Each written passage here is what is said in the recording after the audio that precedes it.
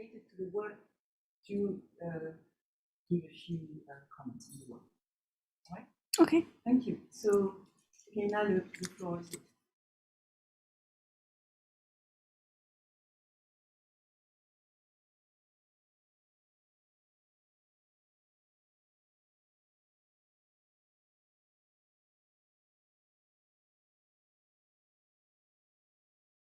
Come in, dear jury members, dear PhD supervisors, and dear family and friends. Today I will be making this presentation to defend my thesis entitled Economics of Pollination in Drylands, Farmers and Consumers' Perspective in a Middle-Income Country. Before proceeding with this presentation, first I would like to thank the German Federal Ministry of Agriculture for the Environment, Nature Conservation and Nuclear Safety for sponsoring this PhD work, and also ICARDA for partly supervising this PhD thesis, and within the EKI project, Conservation of Alternative Pollinators. Thank you. So in this presentation, we're going to be proceeding with the following plan.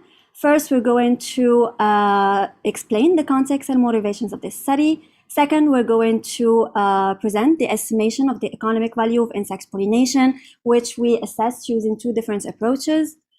Third, we're going to analyze the heterogeneity in preferences for the benefits of insect pollination. Fourth, we're going to discuss our results of this PhD work. And finally, we're going to provide a general conclusion and perspective of this PhD thesis. So both farmers and consumers derive multiple benefits from insect pollination. To farmers, insect pollination represents a production factor which contributes to the quality, to the quantity, and also the diversity of production of pollinator-dependent crops. It also supports a range of ecosystem services, for instance, pest control, which helps reduce the production costs for farmers. To consumers, insect pollination supports food security, since more than 3/4 of the world's leading food crops depend to some extent on insect pollination. And also, it supports a range of ecosystem services, provisioning cultural ecosystem services, which support consumers and farmers' livelihoods and their subsistence. So despite the contribution of both farmers and consumers to the well-being, despite the contribution of insect pollination to the well-being of both farmers and consumers, in literature, almost all studies focus on the contribution of insect pollination to farmers. However, very few assessments focus on this contribution to consumers, and we concise Breeze and al. In 2015. Sorry. So, despite the benefits that both farmers and consumers derive from insect pollination, their behaviors are actually some of the main, of the leading drivers of pollinator decline. So, both farmers and consumers lead to practices such as industrialization, agrochemical use, and monoculture, which threaten insect pollinators and lead to their decline. Also, farmers and consumers' behaviors lead or are partly drive climate change, which, in addition to threatening insect pollination or insect pollinators directly, it amplifies the impacts of human practices on pollinators and lead to their decline. So, despite the huge impacts, especially the impacts which we expect that climate change has on insect pollination in the future, there are almost no studies on the impacts of climate change on insect pollination and the contribution of pollinators to farmers and consumers' well-being in literature. So, thus, there is an urgent need to conserve insect pollinators. And in order to do so, first we need to account for pollinators in both public and private decision processes. So, in order for us to be able to do so, we need multiple assessments of the benefits of and costs of insect pollination. So these assessments will help include or integrate insect pollinators into cost-benefit analysis. However, in literature, most assessments focus only on marketable values of insect pollination, which leads to underestimations of insect pollination for the human well-being or to the human well-being. To conserve insect pollination, we also need to trigger changes in farmers and consumers' behaviors. And in order for us to be able to do so, we need to analyze preferences for the benefits of insect pollination, since the preferences or the economic preferences of insect pollination drive partly the people's behaviors toward these species. However, in literature, very few studies analyze preferences for the benefits of insect pollination. And to be exact, there is only 3 studies which analyze this impact or these preferences. We can cite Mwebazin et al. In 2010 and 2018, and also Breeze et al. In 2015.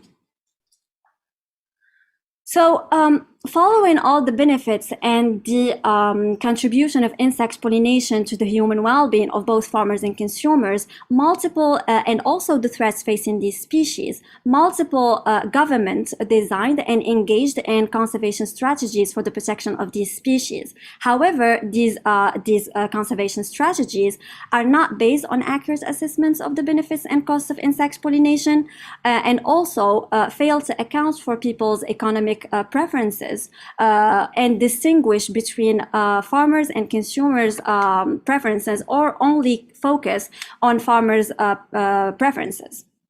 So these conservation strategies also take primarily in high-income countries. And this is a major issue because most low and middle-income countries, especially in the dry land, they suffer or they are particularly vulnerable to pollination decline.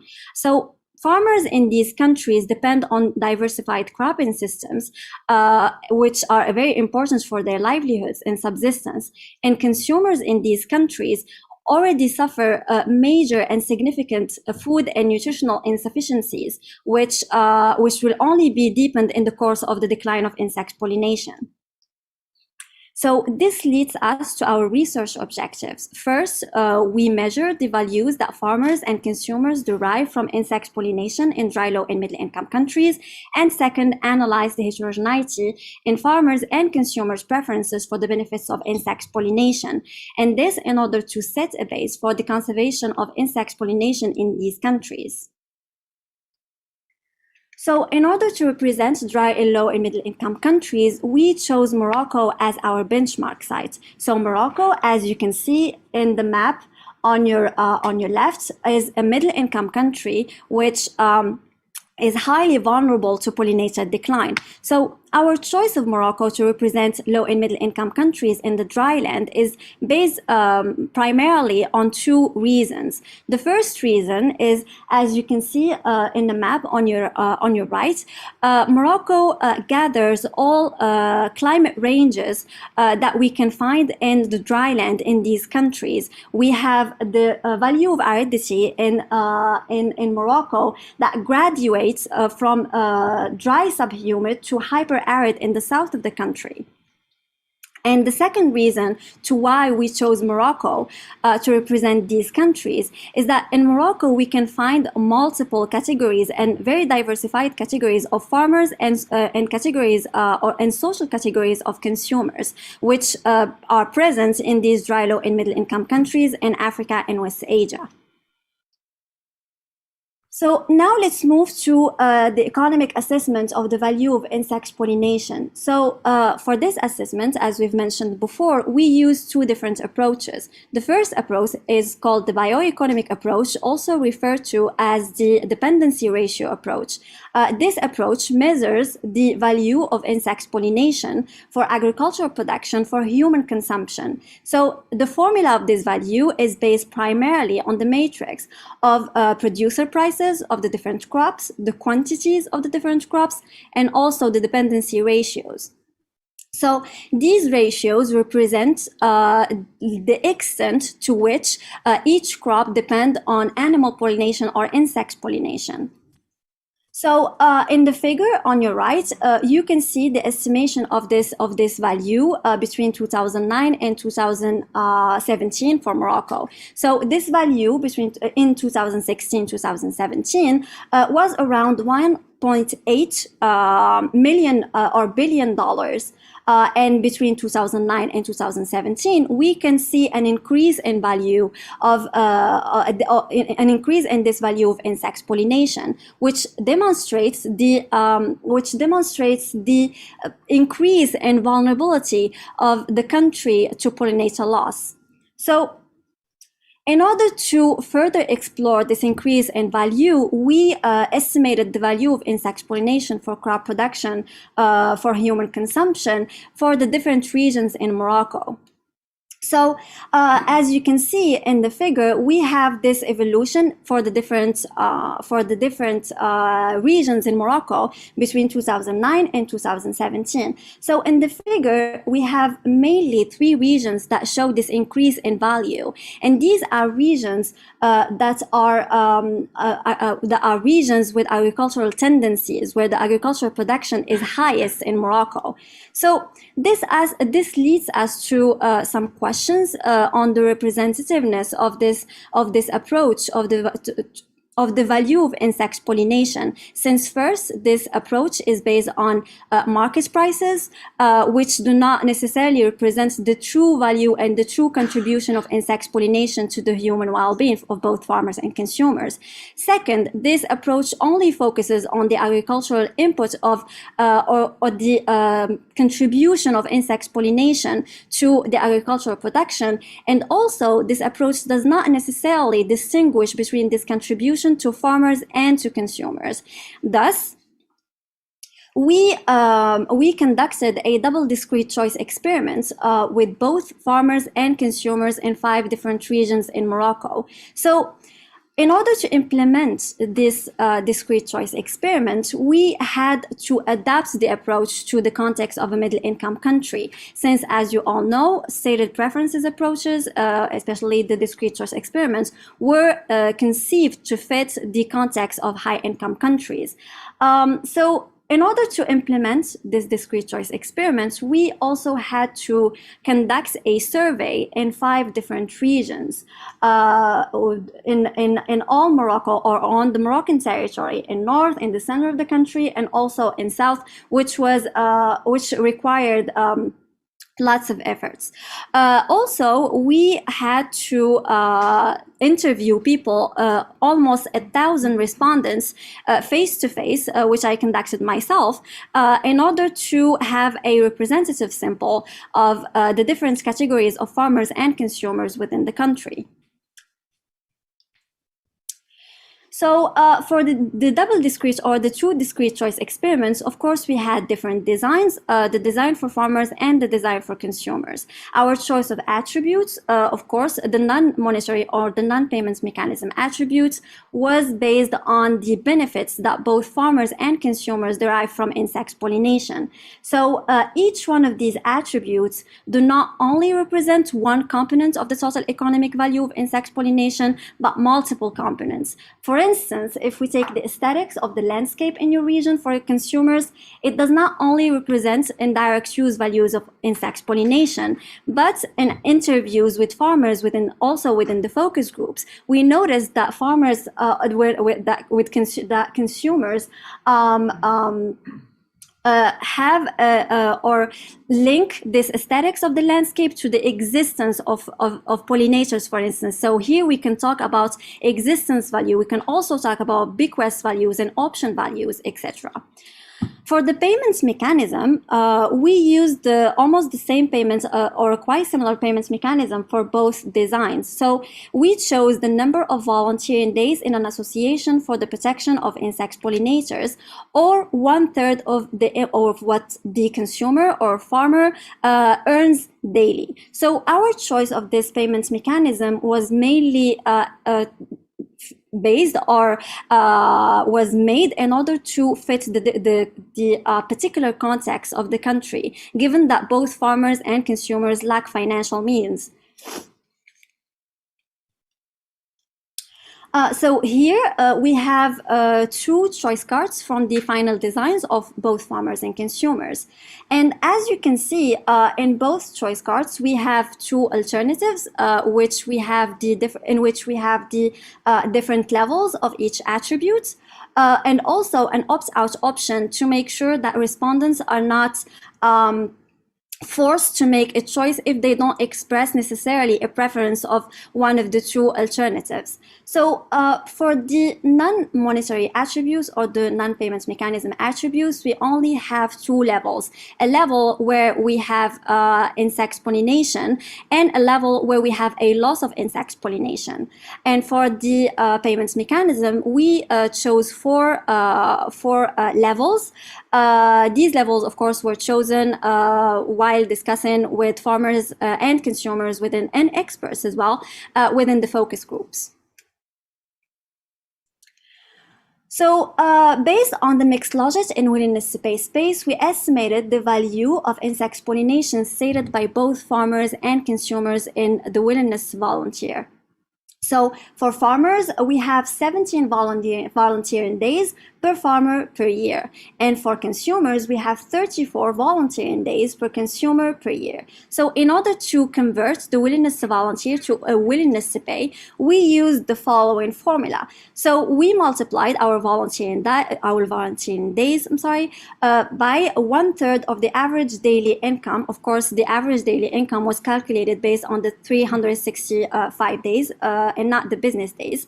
And the 1/3, our choice of 1/3 was based on literature and also was discussed with farmers and consumers within the focus groups. So, of course, in addition to our analysis of the model using a mixed logic in willingness to pay space, we analyzed our data using a mixed logic in preference space. So, in our analysis of the model, all coefficients were significant and had the right specification. However, we found that standard deviations of the difference mean coefficients were very high, which leads us to believe that there is a high heterogeneity in mean of these coefficients. So in order to explore this heterogeneity, of course, we tried adding interaction terms to the mixed logic model in preference space. So in results of this mixed logic model with interactions show that heterogeneity can be partly explained by climatic variables and none of the other characteristics of the simples of both farmers and consumers. So of course, results of the mixed logic model and preference space with air interactions is not enough to conclude on heterogeneity, which is why we analyzed our databases per climate range. So in our analysis, of course, we used mixed logic model in preference and willingness to pay space. So since the heterogeneity was only partly explained by climatic variables, we also conducted or used a latent class model on our databases in order to uncover any other sources of heterogeneity. So, of course, we analyzed first our databases per climate range using a mixed logic in preference space. Results showed that coefficients or mean coefficients are significantly different between the different climate ranges. These differences, of course, show in farmers' and consumers' willingness to pay and willingness to volunteer in every climate range. So results of the willingness of the mixed logic in willingness to pay space shows that the willingness to volunteer and the willingness to pay of both farmers and consumers within the different climate ranges increases as the level of aridity becomes higher. So this leads us to believe that farmers and consumers in regions with high levels of aridity are more sensitive to pollinator decline. And this also leads us to believe that maybe farmers and consumers in these regions where the level of aridity is high maybe use the benefits of insect pollination to mitigate the impact of the increase in aridity and climate change on their well-being.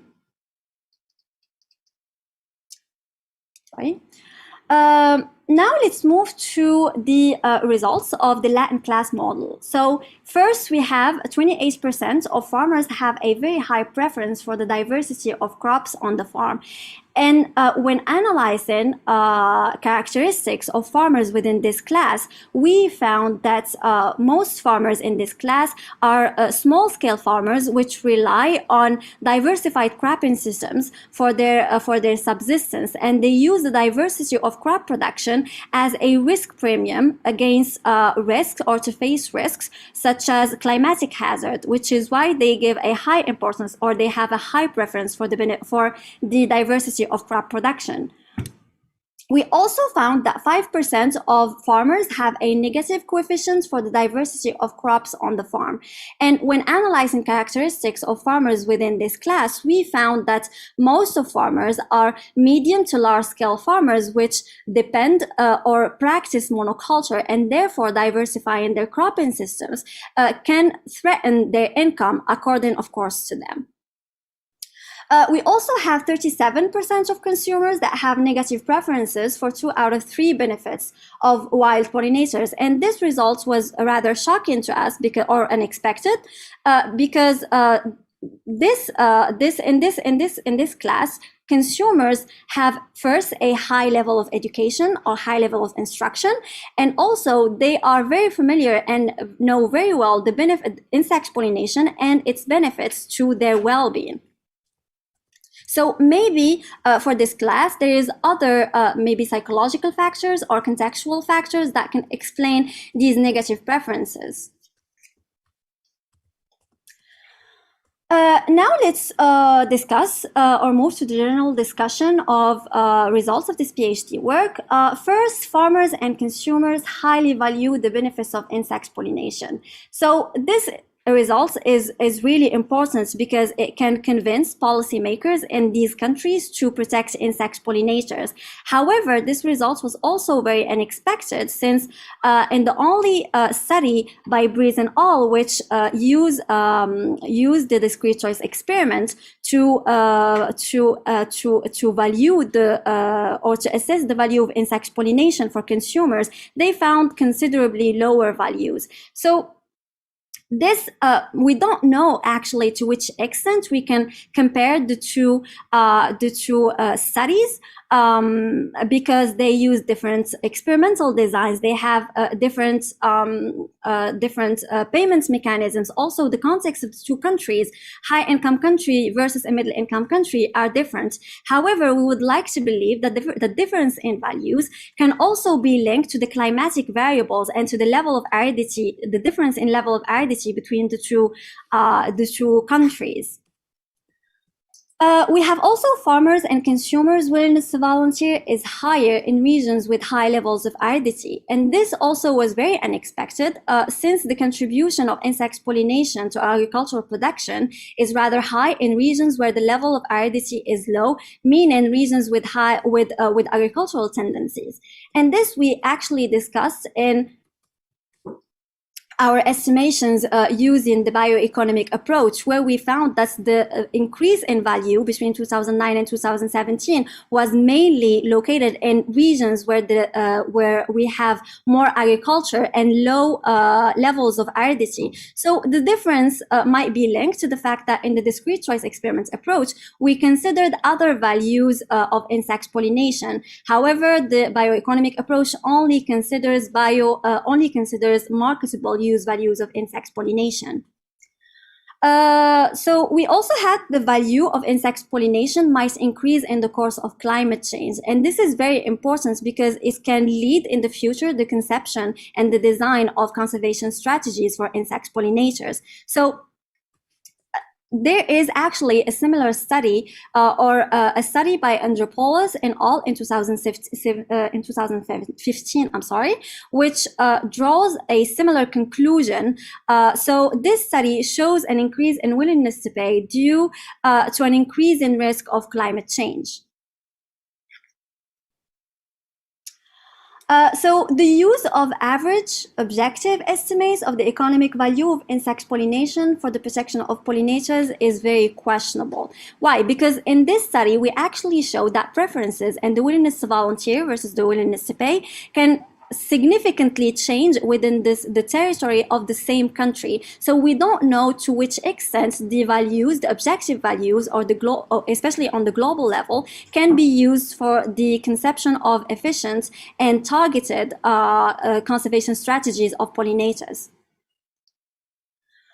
To conclude, we can say that this was the first study to assess the value of insect pollination in a dry middle-income country based on stated preferences method. So this study also highlights the impact that aridity and climate change can have on the value of insect pollination for countries in the dryland, especially low and middle-income countries.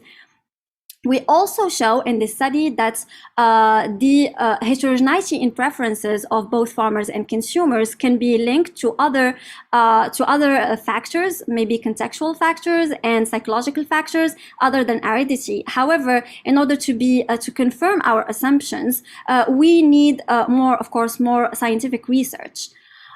We can also say that within this study, we showed that consumers and farmers can have a negative preference for the benefits of insect pollination. And this was rather unexpected because most conservation strategies base their interventions on people ready to engage. However, in this case, we show that it's not always the case. However, we need more scientific research to explain why people can have negative preferences for something that can increase their human well-being. And this where my presentation comes to an end. Thank you for your attention. Thank you very much for this presentation. It was very useful, I think a very useful complement to the reading of the PhD thesis itself. And you highlighted the main results very clearly. It was delivered at a very high speed, so the rest of the discussion will be a bit more peaceful. Okay, thank you very much. So we're going to start with questions and answers. Michael, if you agree, I will ask Arnaud from the School of Economics to speak first, because I think he knows more the way we organize our jury, so that we'll probably put you at ease. Exactly, the French practice. And so, Arnaud, the floor is yours. Okay, so thanks a lot. And indeed, I'm going to do it in the French way. So I'm first going to make some general comments on your thesis. Okay. So SoukaIna is trying to fix something on the computer. I'm sorry. So I'm going to stop a few seconds. Yeah. Okay, cool. Okay. Okay, so I start again. So I'm going first to make some general comments on the thesis, and then we will have a discussion chapter by chapter. I will pick some questions, maybe not all the questions I've written in my report. So as a general comment, yes, it's true that the presentation was very clear. Thank you for that. I would like also to say that it was for me a great pleasure to read your work. I think the entry point, which is to focus on farmers and consumer preferences for pollinations, the pollination service in Morocco is very relevant. It's quite original, as you have mentioned. It had not been extensively been addressed in the literature before. So globally, I think the thesis provides some new and relevant academic contribution.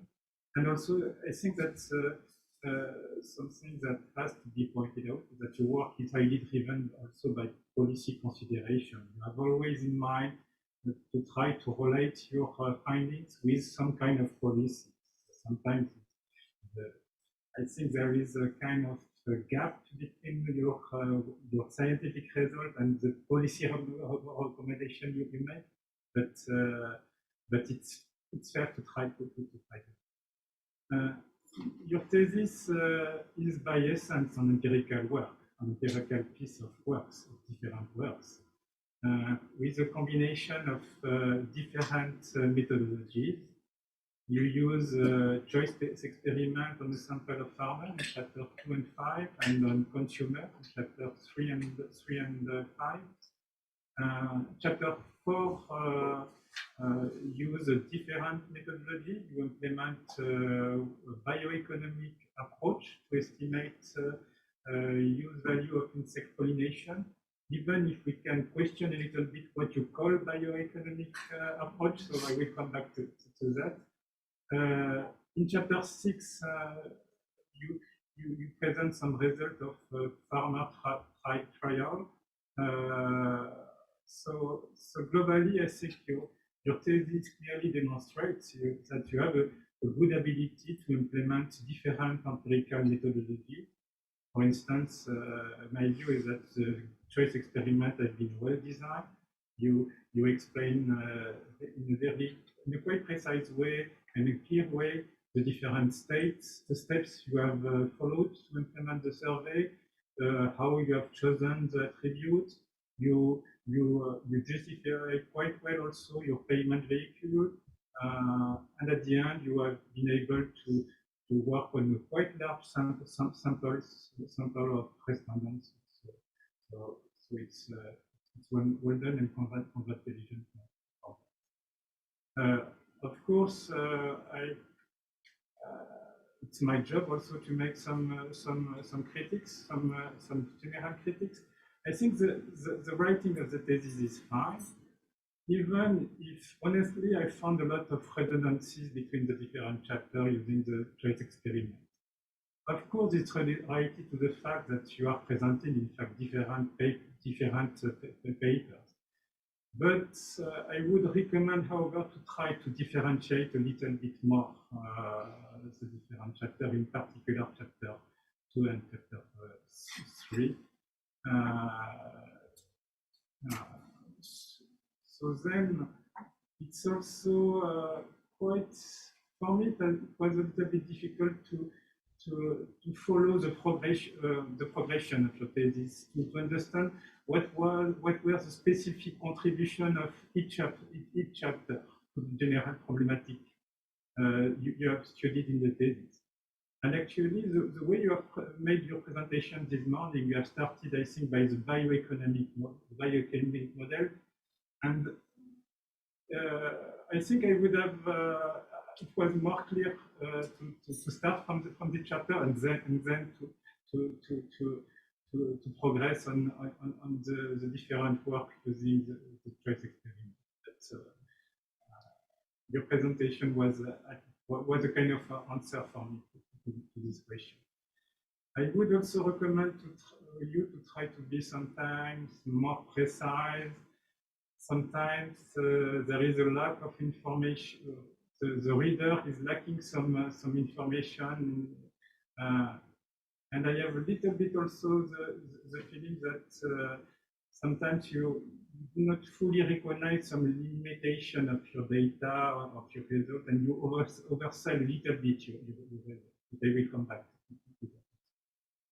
So, but despite these general critics, I've been quite happy to read the thesis, and it's just some points that may be important.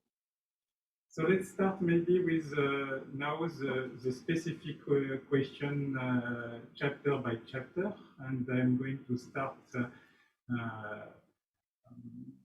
with chapter 1, environmental valuation and insect pollination. So the literature review and the presentation of the general context. My main general comment would be the fact that there is in fact a very large literature on valuation of ecosystem services, with a lot of debates about on using this framework in particular for policy making. So I would like to see how your thesis would fit into this literature and into this debate about economic valuation of ecosystem services and use of this framework to help policy makers. So this would be my general comment for this chapter. Then two specific comments. The chapter is to me very informative. You present, however, a lot the different valuation methodologies for assessing ecosystem services. Maybe you, in the context of the thesis, you could make this part much shorter and focus only on the methodology you are going to implement. The second specific comment for this chapter is that I would like, in fact, I would have liked to learn more about the specific context of pollination services in low-income countries or middle-income countries and in Morocco. What is really specific? What is particular to Morocco? And you talk a little bit about that, but I think this is something you could have extended. So that's all for the first chapter. Maybe what I propose is to answer this question chapter by chapter. Okay. So, thank you for all of your Either you have to use the microphone there, or whatever you prefer. So thank you for all your remarks, which are very remarks that we can relate to and we've discussed. We will try to account for this remarks in the future. To respond to your first question, how my thesis fits into the economic valuation literature. So I think what is particular about my PhD thesis is that I use an approach, the choice experiments, which have been used before, mainly for high-income countries. However, it's not very, it was not used before extensively for low and middle income countries. So for instance, the fact that we use a volunteering payments mechanism instead of a willingness to pay mechanism, this is something that was not tried before in a low and middle income country. Sure, a volunteering mechanism was tried in a high income country, not so much for a middle income country. So this can actually lead other scientific research based on the discrete choice experiments using this type of mechanism to maybe evaluate other ecosystem services in low and middle income countries. And we all know that in these countries, research or in literature, we lack assessments on these ecosystem services, especially based on statement on stated preferences approaches. So this can be really helpful for future scientific research. For your second question about learning more on the specific context or the pollination or pollinators in Morocco and dry and low and middle income countries. So first, there is not very extensive literature on pollination and pollinators in low and middle income countries, and the project within the ICARDA in which we have been working with Stephanie is actually one of the first projects which focus on this aspect and on alternative pollinators and wild pollinators in these countries. So we thought about adding this section to the first chapter. However, since we did not find that much material, we decided to just talk about it in the introduction. And as I said in my presentation, in low and middle income countries, people are very vulnerable to pollinator decline. There is not much assessments on pollination in these countries. And however, these assessments are very required, first in order to convince policymakers to take actions, but also to trigger changes in farmers and consumers' behaviors in these countries, because if they lose insect pollination, their subsistence and their livelihoods will be affected, both farmers and consumers. So I don't know if I responded to your questions. Yes, thank you. Actually, my first question was a little bit different. It was more about the use of result from willingness to pay exercise for evaluating ecosystem services, the use of this kind of framework for policymakers, and also how it can be perceived by other disciplines. As an environmental economist, I have no problem with trying to put economic values on ecosystem services, but it has been, but it's in other disciplines. I think this type of approach is discussed. And maybe we have to, as economists, we have to keep it in mind when we conduct this kind of. But okay, thanks a lot for this first chapter. So I move now to the chapter 2 and 3, and we'll ask some questions for these two chapters together. First, I have some general questions related to your opt-out, the way you have specified the opt-out in the choice experiment, both for farmers and for consumers. So for me, and also in your presentation, actually, this morning, it was not clear if the opt-out is selected by respondents who are indifferent between the two proposed alternatives, or if it may be chosen if the respondent does not want to select a particular alternative, and so if he or she prefers the status quo. And I think that the econometric approach, depending on what is the answer to this question, the econometric approach could be quite different. And based on what was in your thesis, it was not clear to me, without having access to the exact script or to what was presented to farmers, it was not clear to me what is the answer to this question.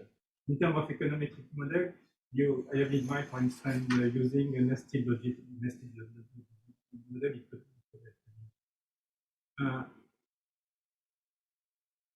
Again, related to this issue, the opt-out is not defined in terms of attribute level in your setting. In fact, it is explained that it represents an absence of choice of the respondents between the two alternatives. So the alternative specific constant you have introduced then capture the average effect on utility of all factors which are not included in the model. And in your choice experiment, the alternative specific constant is found to be significant and negative, and it is interpreted as a strong preference for the opt-out option compared to the two proposed alternatives. Again, I am a little bit worried by how the coefficient for the alternative specific constant should be really interpreted. In fact, in the setting of the choice experiment, this parameter includes various components.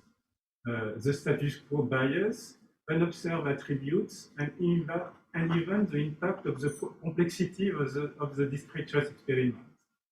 So it means that the interpretation as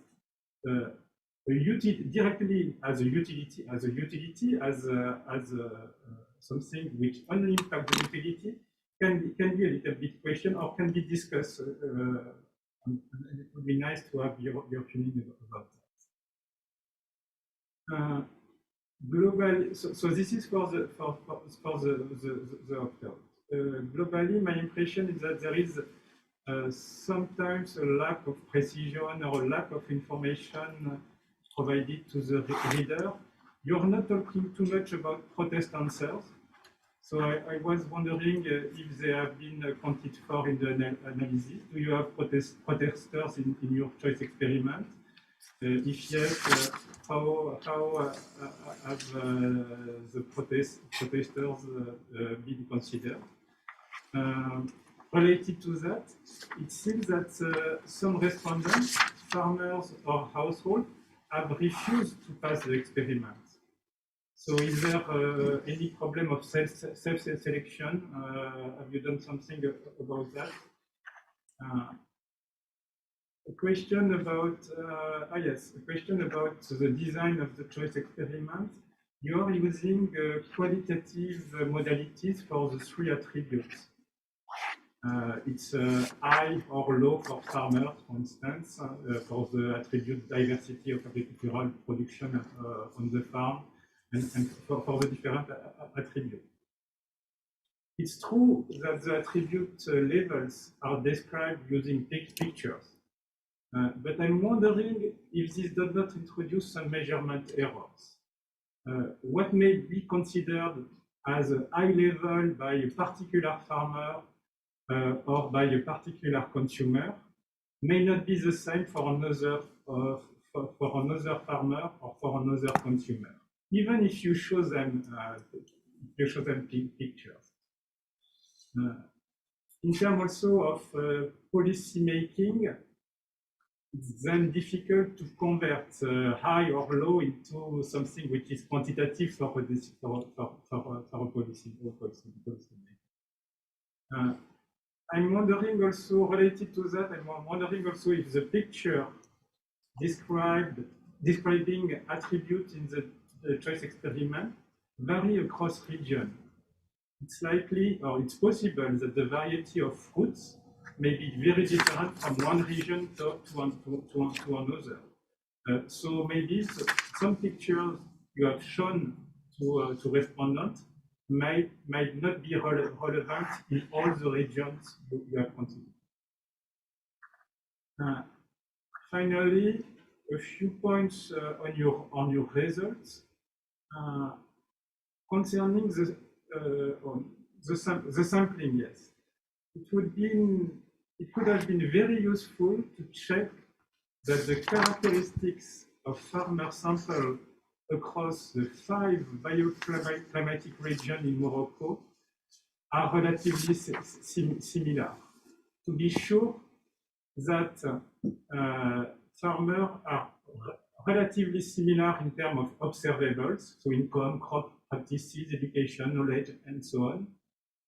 My concern is here that the aridity index in the model with interaction may in fact capture the impact of some omitted variables. Another information which is missing is the level of representativity of the sample, your sample in the 5 bioclimatic region. And last, another point on the result. Well, yes, on the result. I think that I have the impression that the discussion of the result of the random parameter logic model draw conclusions that are sometimes too strong, or they do not truly reflect what the result indicates, because they are often based only on the estimated means, without taking into account the standard deviation distribution. This is, for instance, the case in table 7 and 8. In table 8, we present some mean of the willingness to pay derived from the random parameter logic model, and you are completely without talking at all about standard deviation. Well, last comment. I was also a little bit surprised by the very high willingness to pay, especially for consumer, when it is expressed in a number of volunteer day per year. I think you find 30, on average, 34 days per year. So it would need 10% of the available time as a willingness to pay. It's quite high. So maybe you can give us your feeling about it.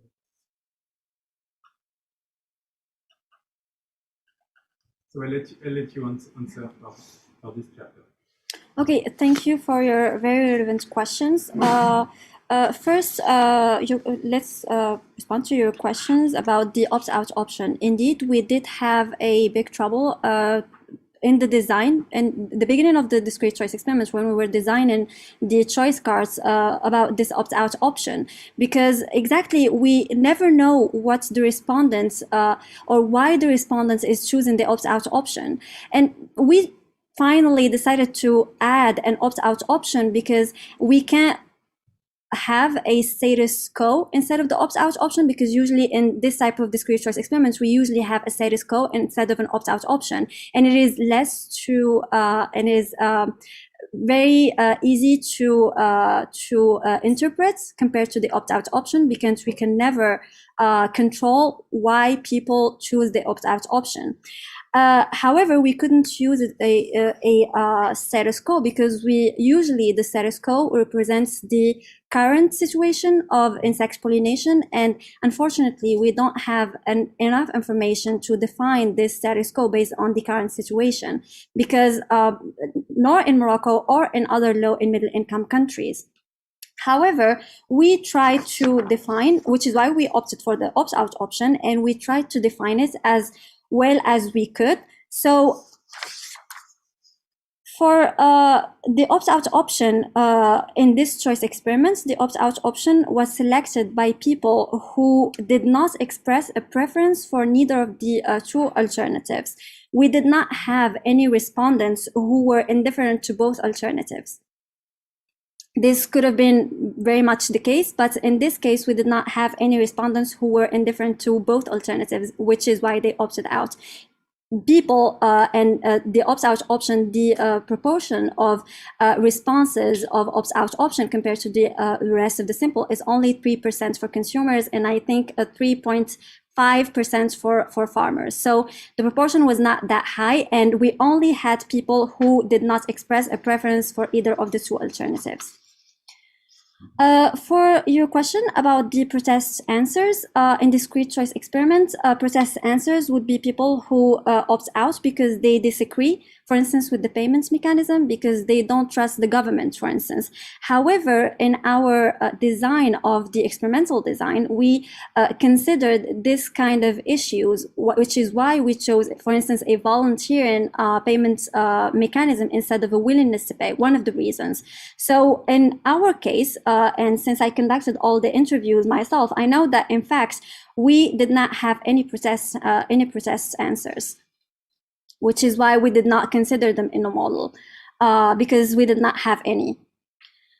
But did you have some respondents who declined to pass the survey? Yes, Because we did. They might be considered as, they could be protested. We had very, very few respondents who refused to pass the experiments. However, they refused because they did not have the time. So we did not know to which extent this represents a false answer, because they did not even know what the survey is about. So it's not considered a false answer. So about the alternative specific constants. So we completely agree with you. We decided not to include a constant, of course, to account for the status quo bias, for instance, and other attributes which were not included in the model, because we only had, again, 3.5% of respondents who used the option or the opt-out option. So we thought maybe that adding another constant to represent the other factors might not be needed. But indeed, it would have been a plus for the model to have a constant to account for all the other variability. To question, why did we not check of characteristics of respondents across regions to be sure that farmers have similar characteristics? In fact, yes, we did check. and on average, characteristics were similar in most cases and quite similar in other cases. Yet, when we tested the impact of these characteristics on the choices made by both farmers and consumers, we did not find any significance. So we decided not to put these characteristics in the report. But yes, we will consider this in the future. About the use of qualitative levels for the attributes, does it introduce measurement errors, and what may be considered as high by a farmer might be different for another farmer? So yes, in this discrete choice experiments, we opted for a qualitative levels, which of course were chosen. This is what we found in literature, and afterwards were confirmed by focus groups of farmers, consumers, and also experts. So our choice of only 2 qualitative levels is to, first of all, because we don't know the exact situation of pollinators in both in low and middle income countries for both farmers and consumers, but also because in focus groups we did not have any issues with this with these levels. Both farmers and consumers can always relate and identify where the level is high and where the level is low, because the chosen pictures, which were also chosen by focus groups, in which these focus groups, we had the different categories of both farmers and consumers. So we made sure that these in focus groups, that these levels were understandable and represent the same qualitative results for both farmers and consumers. So we don't think that this will cause a bias in the design of the discrete choice experiment. And for the images, the picture describing the attributes and the levels vary across regions. The images, again, were chosen by focus groups of farmers, consumers, and together, and Moroccan experts. The crops chosen to represent, for instance, the diversity of crop production are crops that we can find in all Moroccan regions. And these are crops that have the same relevance to farmers and consumers. In the case of the design for consumers, have the same relevance to farmers and consumers all over Morocco. So we don't see how this can cause a noise or a bias.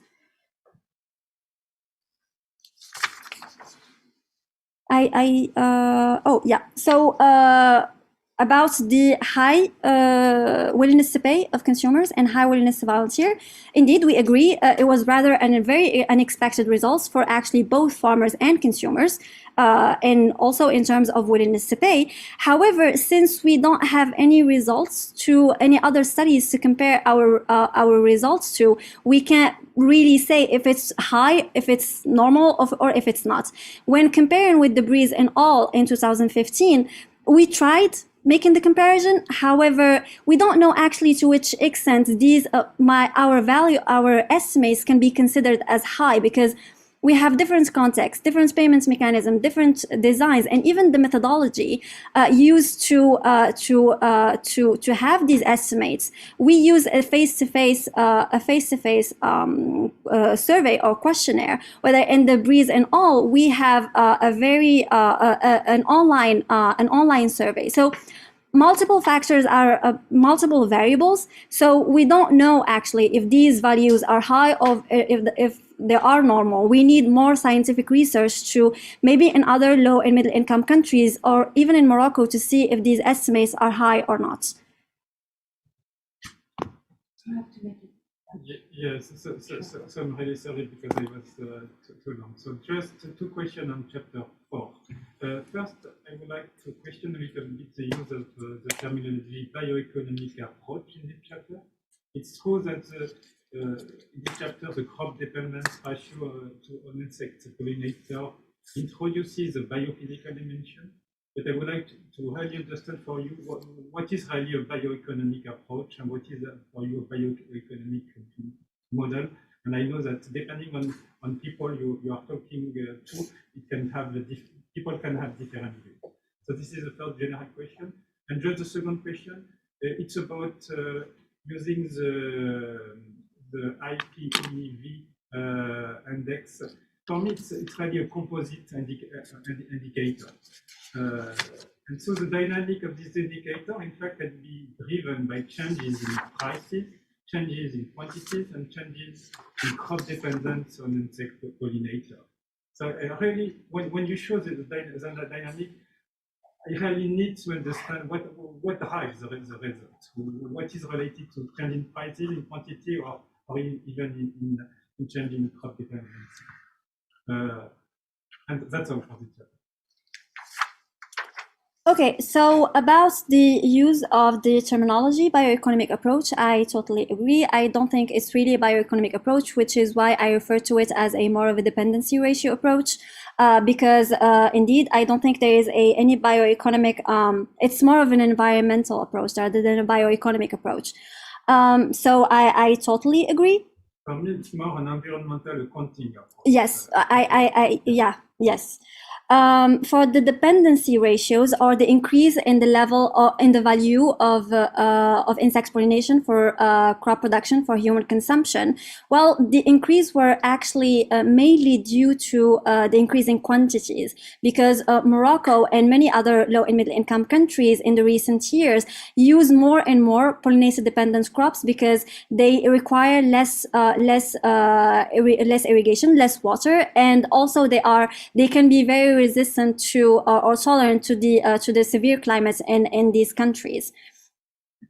So the increase was mainly related to quantities. The prices did not change much between in the period 2009-2017, and there is actually no change in the dependency ratios, because these are ratios in Klein and al. In 2007, and to this day there are lots of discussions about the representativeness of these ratios. Some say that they changed in this period. Some say that they did not change, but no, we use the same Klein and al. In 2007 dependency ratios, because we did not, to this day, there are no other dependency ratios that we can use. So we base our estimation on the Klein and al. Dependency ratios. Okay, thanks a lot. Maybe also two questions for chapter 5, if I may. Yeah. Okay, that's so. Let me. Yeah. So in this chapter, you are interested. You focus on the heterogeneity of preferences with and you run to model a mixed logic and that non-class model. I would like to really understand. So they are based on different assumptions, different ways, in fact, on different ways of representing heterogeneity.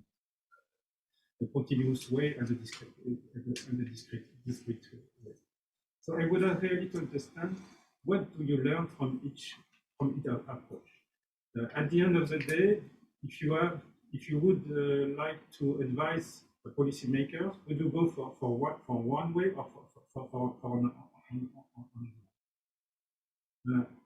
And second, yes, it was about the problem of attribute non-attendance.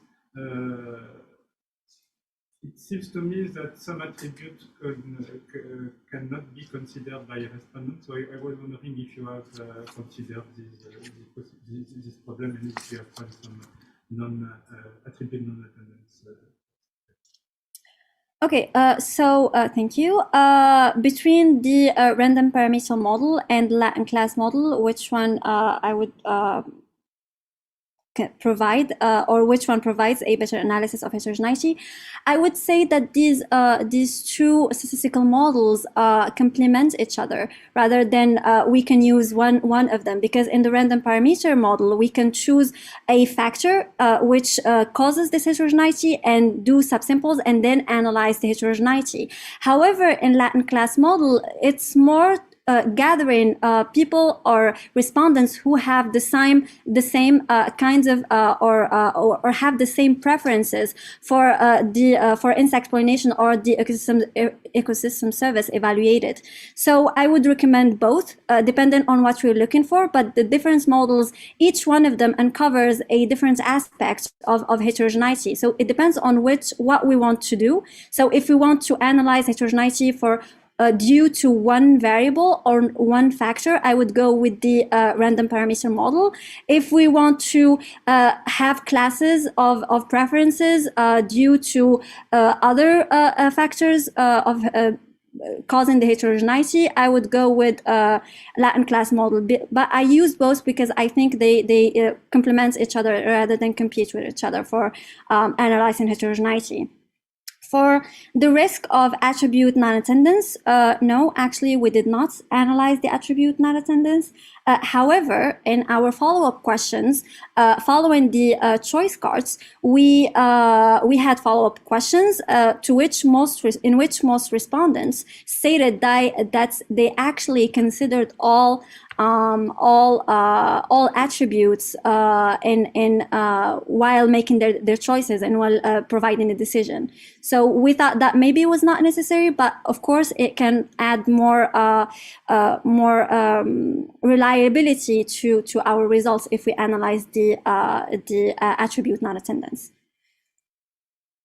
Okay, so thanks a lot. Thank you. Thank you, because really it was a pleasure to read Thank your you. work and to make these comments, these positive comments. Thank you. Thank you very much, Arnaud. We're going to leave Michael Christie, who is a professor at Adult Business School, provide his comments and appreciation of the PhD. Mike, the floor is yours. I hope we can hear you well. Okay. So thanks very much, Nani. I very much enjoyed reading the thesis, and I very much enjoyed your presentation just now. So well done on that. So you've already presented your thesis, what you've done, so I won't necessarily go into that, but I think I'll just make a few general comments. So first of all, your data collection was pretty amazing. So 1,000 interviews in Morocco in a harsh climate in a different country. So congratulations on that. It's a big effort on data collection. So I think you should be congratulated with that. So well done. Thank you. Overall, your dissertation was well written, and you demonstrate a good understanding of the literature, and you put your results in the context of that literature. So again, well done on that. So yeah, I was really happy with what you've done. Thank you. What I'll do is go over chapter by chapter and let you respond to some comments. The first chapter is largely a review of literature, and within that review, you demonstrate a good understanding of ecosystem service assessments, on valuation methods, on pollination, etc. So again, it was really well written. You touched on most of the most important contemporary literature on that. So it was, I enjoyed that. I think perhaps at the end of it, you could have had a section just summarizing the knowledge gaps within that literature that would feed into your aims and objectives, and just kind of show where your work fits into that literature. But other than that, the lit review was excellent. So I haven't really any real comments on that. I'll take chapters 2 and 3 together, in that they're both based on the choice experiment. And so, as I've already mentioned, you've got almost 500 respondents of farmers and consumers, and it's split between 5 case study sites, where those case study sites have different aridities. I think one question I had from that, but you've already answered, was to what extent is the social demographics, all those 5 case study sites, are they the same or are they different? I think you've answered that already, saying people were in similar demographic regions. So within your choice experiment, you looked at different pollination services, and they're slightly different between the consumers and the farmers. I suppose one question I have is, does things like diversity of production, quantity of food produced, and quality food produced, how directly linked does that link to pollination services? So clearly pollinators are important for increasing quality and quantity of food production. But are your respondents thinking about the pollinators associated with that, or they're just wanting better quality food, or the farmers being able to produce it? So to what extent can you directly attribute the benefits to pollinator services? Indirectly, yes, but directly, there may be a question on that. And it may just mean you re-emphasize what you're trying to say as your main message. So it's the contributions of pollinators to securing food, etc., rather than maybe pollinating services. There has been a discussion already on the opt-out rather than the baseline, and I think you've already discussed that, so you probably don't need to mention again on that.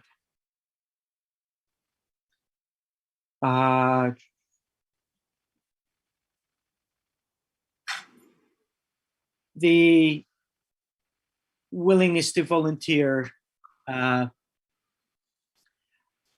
can see how farmers might want to volunteer time to undertake works to promote areas for pollinators. I find it hard to think that consumers might volunteer work to increase pollinators. It may be, I know in developing countries, people do volunteer more for community benefits. So it may be something that happens in Morocco. I think in UK and probably France, a consumer, you might get some environmentally friendly consumers helping out, but for so many consumers volunteering a lot of hours to it, I'm not sure how realistic it is that. But for local context is everything, and if people do volunteer, then that is fine. But just maybe reflect on that. Also, in terms of the farmers, and again, it may be down to local context. So to what extent are farmers growing crops for subsistence, or are they growing crops for selling onto markets? And does that proportionate level of food production for subsistence and selling, does that differ across the different regions? And also, did you collect data on that, and does that result in changes in willingness to pay? Because I think that's quite an important element of thinking about farmer behavior.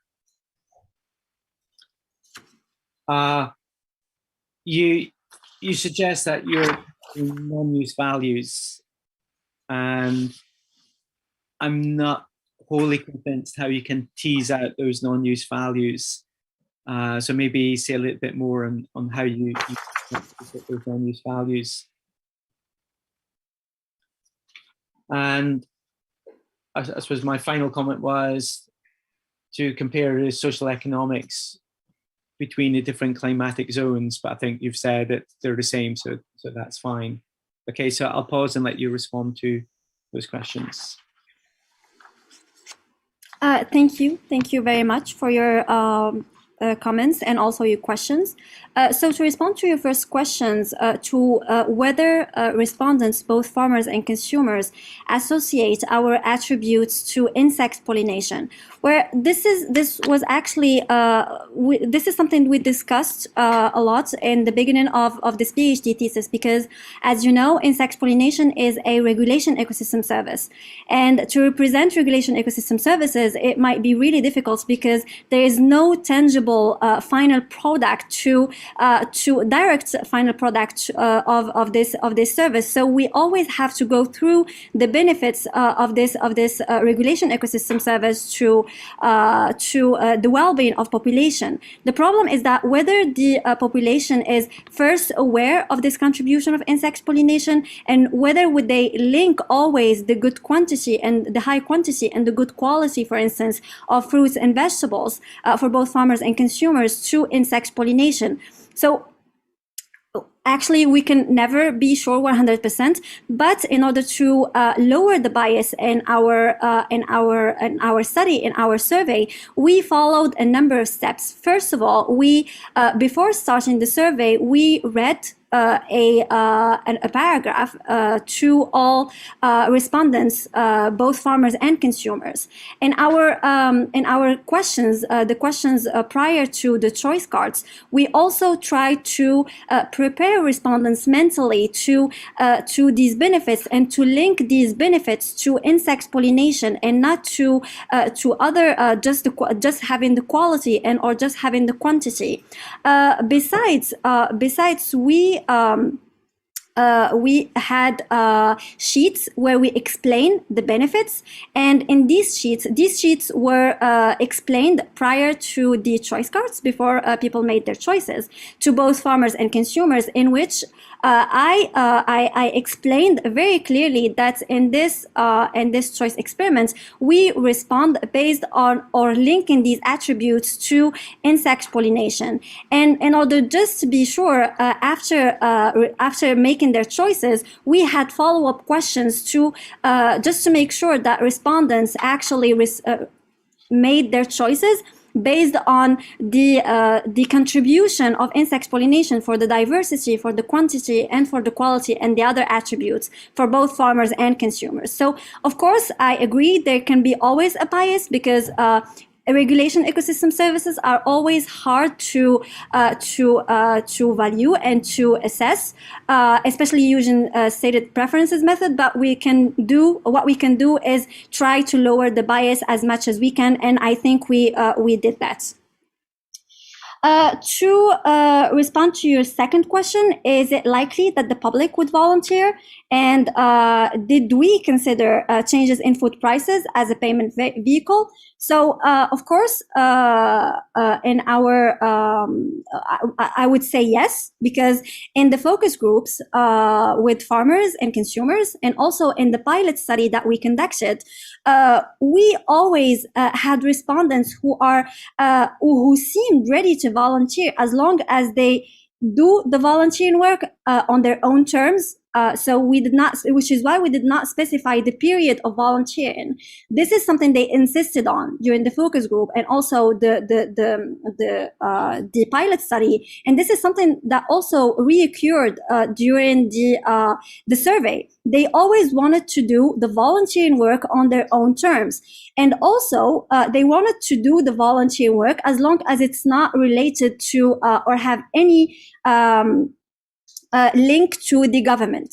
So other than these two conditions, they were willing to do the volunteering work, both farmers and consumers, which is actually why we chose the volunteering days rather than, for instance, increasing food prices. So this possibility or this payment mechanism was severely and firmly rejected by both farmers and consumers. They always rather doing work or volunteering work instead of any kind of increase of prices, any kind of taxes, any kind of payments, monetary payments.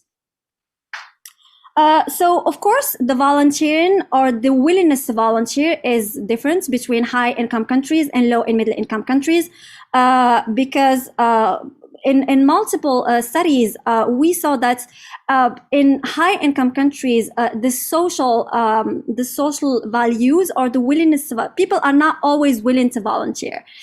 But in low and middle income countries, especially if they are affected with the problem, they're always willing to volunteer since they can't actually pay in money because of their limited means.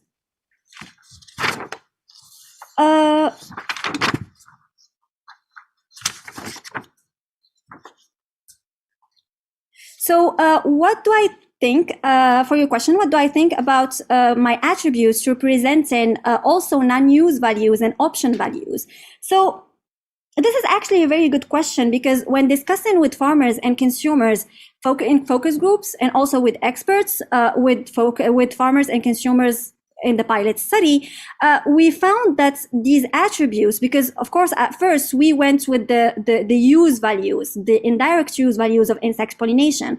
However, while discussing with farmers and consumers, for instance, if they talk about the aesthetics, they always link the aesthetics to the good aesthetics of the landscape, to the existence of pollinators, to seeing butterflies, to seeing bees, etc. So this for us is an existing value. So which is why we're talking about existence value.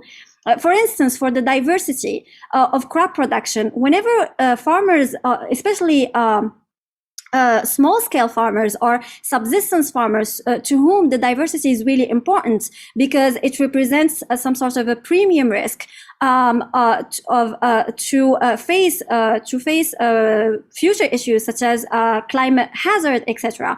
So when they express their need for the diversity, they express the need to having the option to use this diversity in the future because it's really important for them. And they also express the need to conserve this biodiversity for future generations because, for instance, for farmers, they also have their farms, they also leave their farms. It's the business of the family, or they use it for the subsistence of the family. So always the kids take over their parents. So we can also talk about bequest values, since always the parents, they want to conserve these benefits for their kids. But the problem is that we can't actually have the exact proportion of which attributes represents to which extent which value. And I guess this is fine because either way we can never separate the different components of the total economic value. If we try and evaluate them separately, we will very likely end up with overlaps. And this is something that we witness in multiple studies in literature. So I guess I responded to your questions. I don't know if you have more questions. Yeah, that was very thorough responses, so thanks very much. Thank you. Moving on to chapter 4, so the bioeconomic approach. And what I felt that, again, what you did was fine, but I think it would have been interesting to at least show a table breaking down it according to different crops. So whether different crop mixes in the different regions, because that might affect results. And if there was climate change happening, then which crops might get affected more than others. And I wondered whether there might be a possibility to extend your analysis by trying to incorporate a variable for climate vulnerability. So looking at yields of different crops in different climate zones, and seeing whether you could say, okay, if the climate was changed or it's going to go more arid, which crops would be most affected? And so that might be a more nice policy relevant or practical output from it. So you could say to farmers, as it gets more arid, these crops become more difficult to grow, where these other ones are more suited. And I think that would be a nice piece of detail to try and put into it.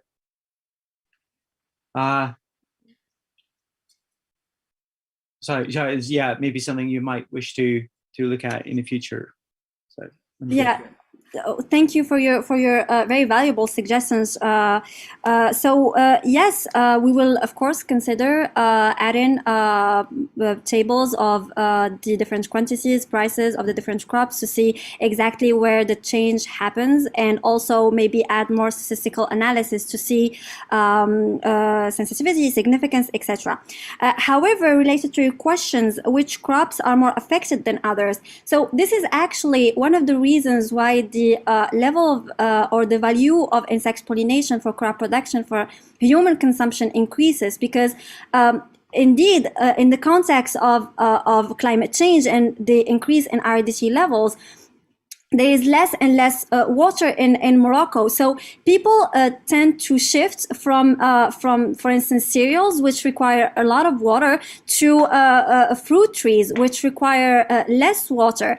And fruit trees depend on a lot on insect pollination compared to cereals, which usually don't depend on insect pollination. So this shifts in the types of crops increases the vulnerability of Morocco to the decline of insect pollinators, but it is also at the same time a mitigation mechanism for climate change and the increase in aridity levels.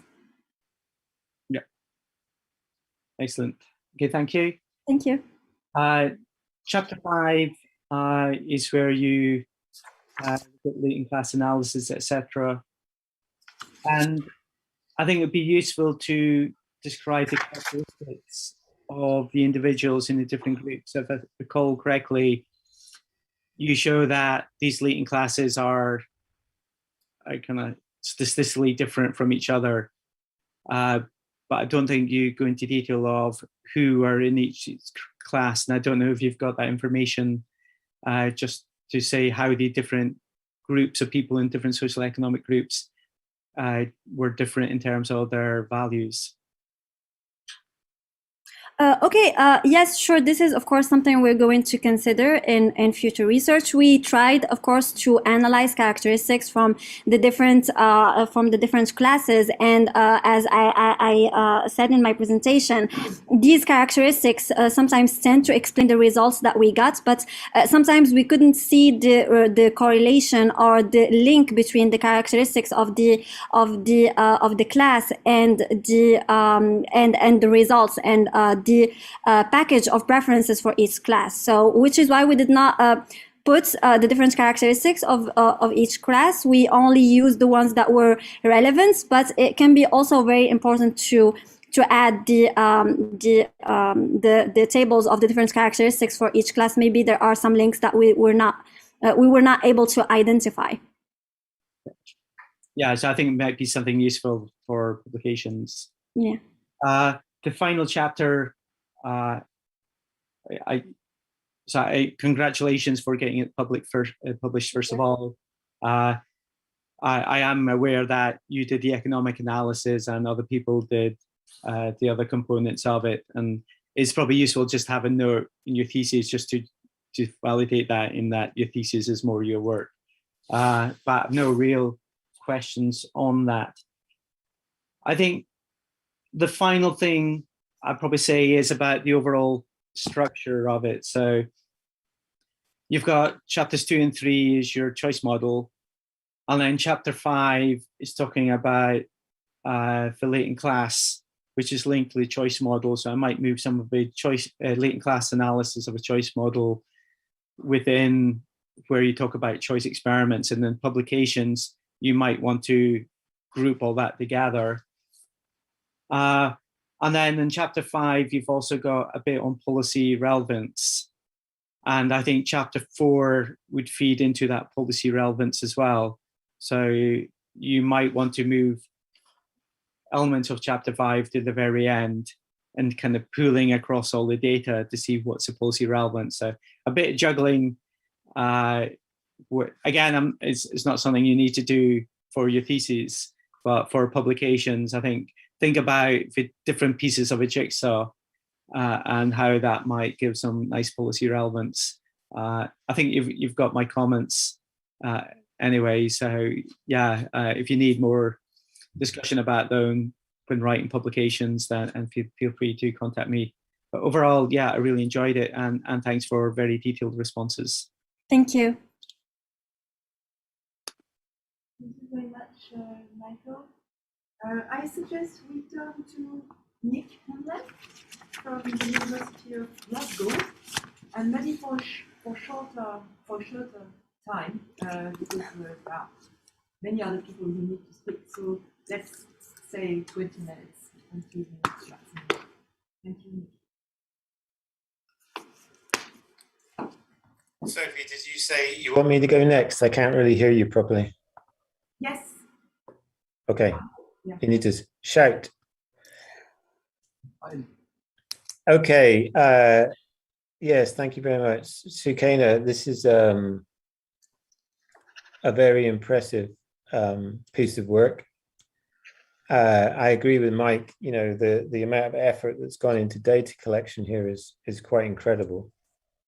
So I want to congratulate you on succeeding in bringing together this very hard to get data set. So thank you. Some of my PhD students do choice modeling with farmers, and I know how hard it is to sample farmers. So well done.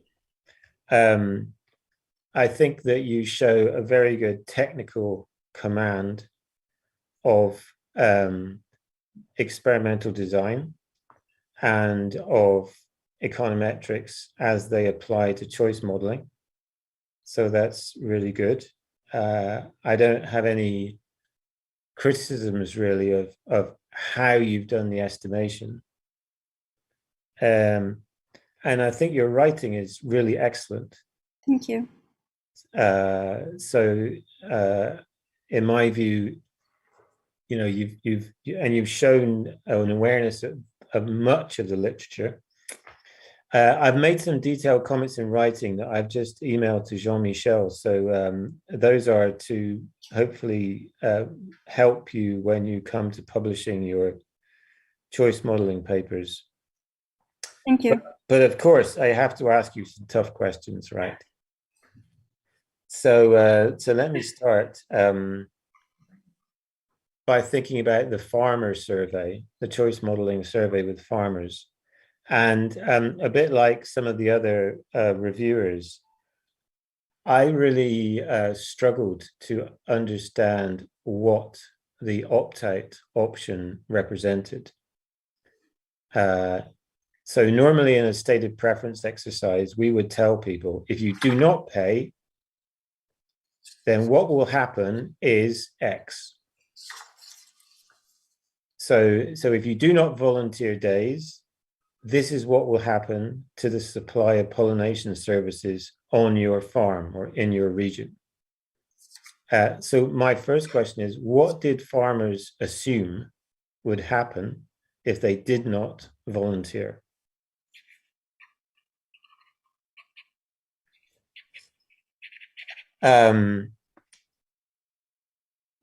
So that's the first question about the farmer survey. The second question is, applies to both the farmer survey and the consumer survey.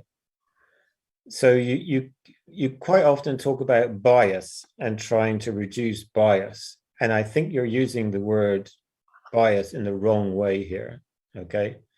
So to me, in stated preferences, bias is a difference, but a systematic difference between stated willingness to pay and true willingness to pay. So either you're always overestimating or you're always underestimating.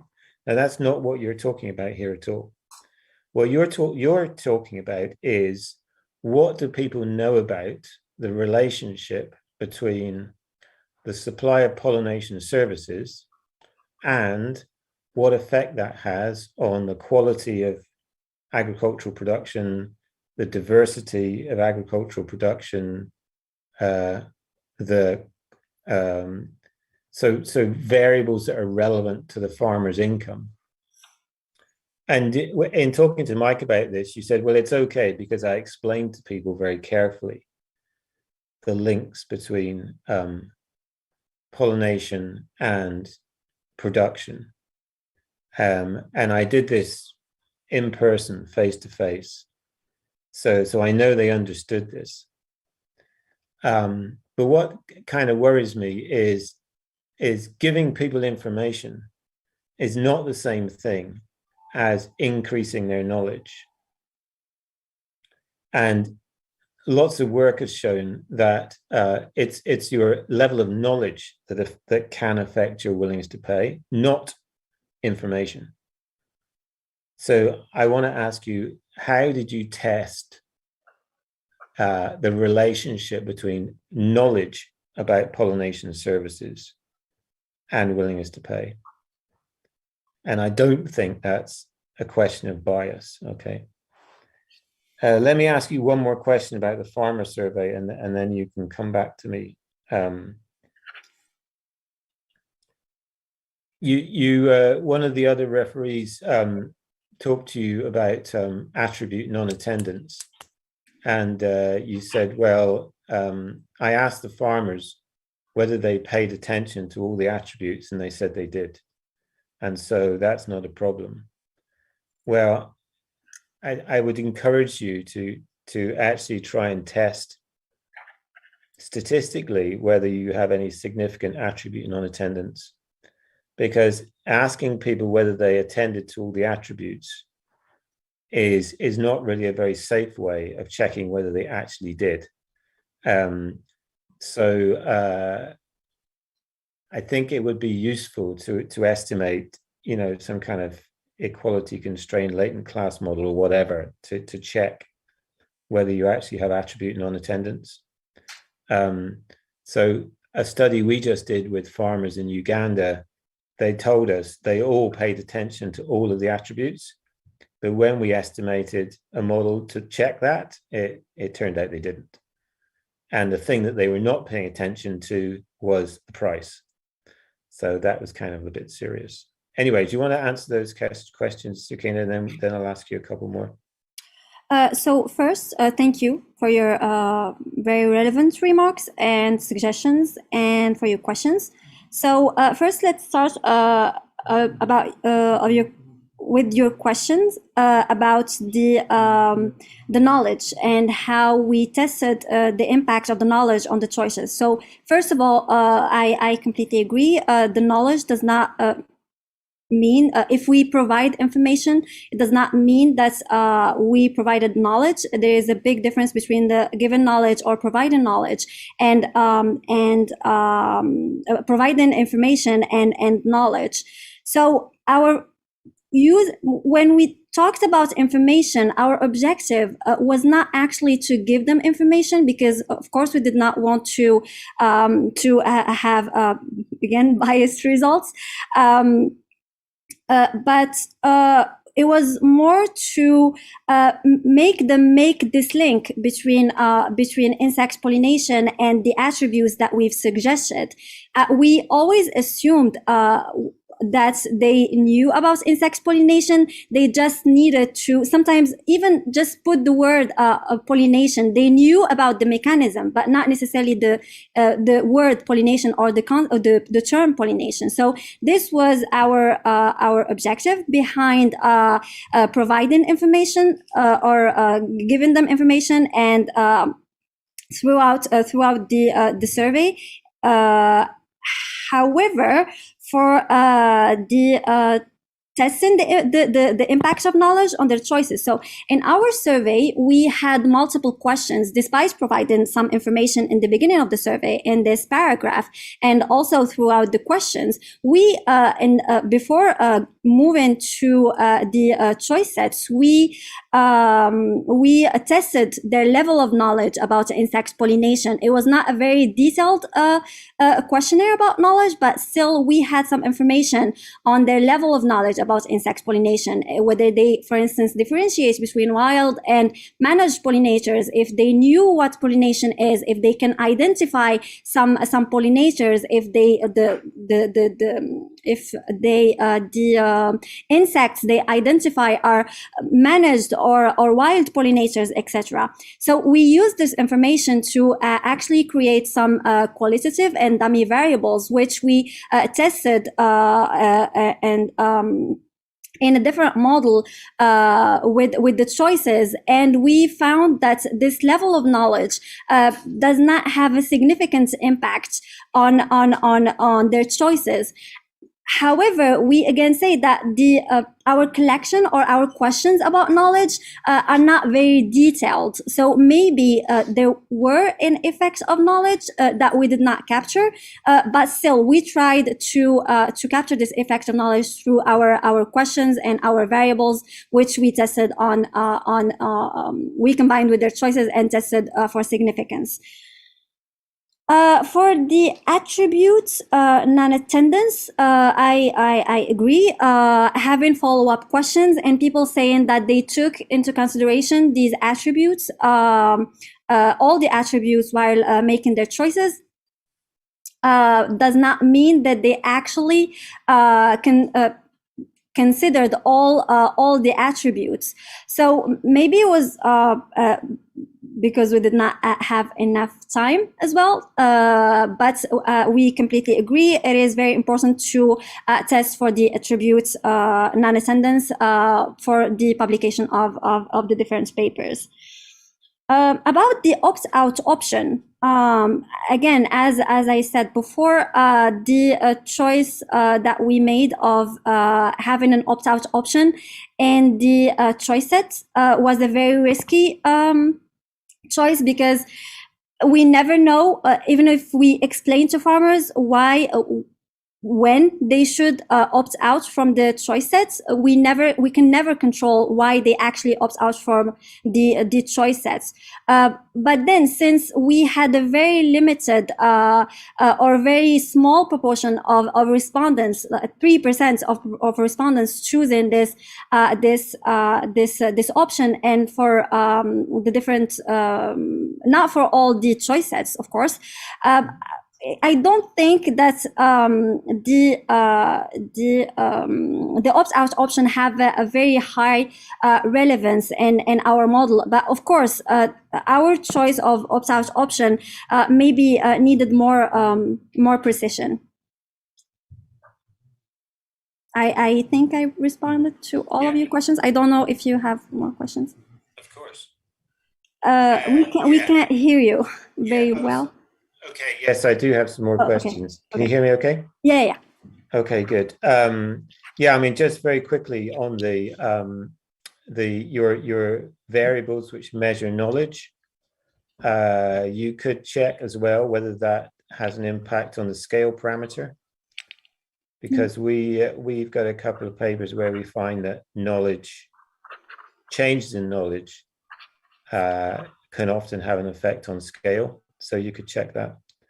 Okay. So a couple other questions. One is that you don't really talk about the value of reducing the variability of future income to farmers. So one consequence of having fewer pollinators and less pollination services is that the risk associated with future income goes up, right? And there's a literature on what is the economic value of insurance provided by conservation of regulating services, and I think it would be a good idea to take a look at that literature. So again, I've sent you a couple of references to. I mean, I'm thinking of stuff by Stefan Baumgartner, for example.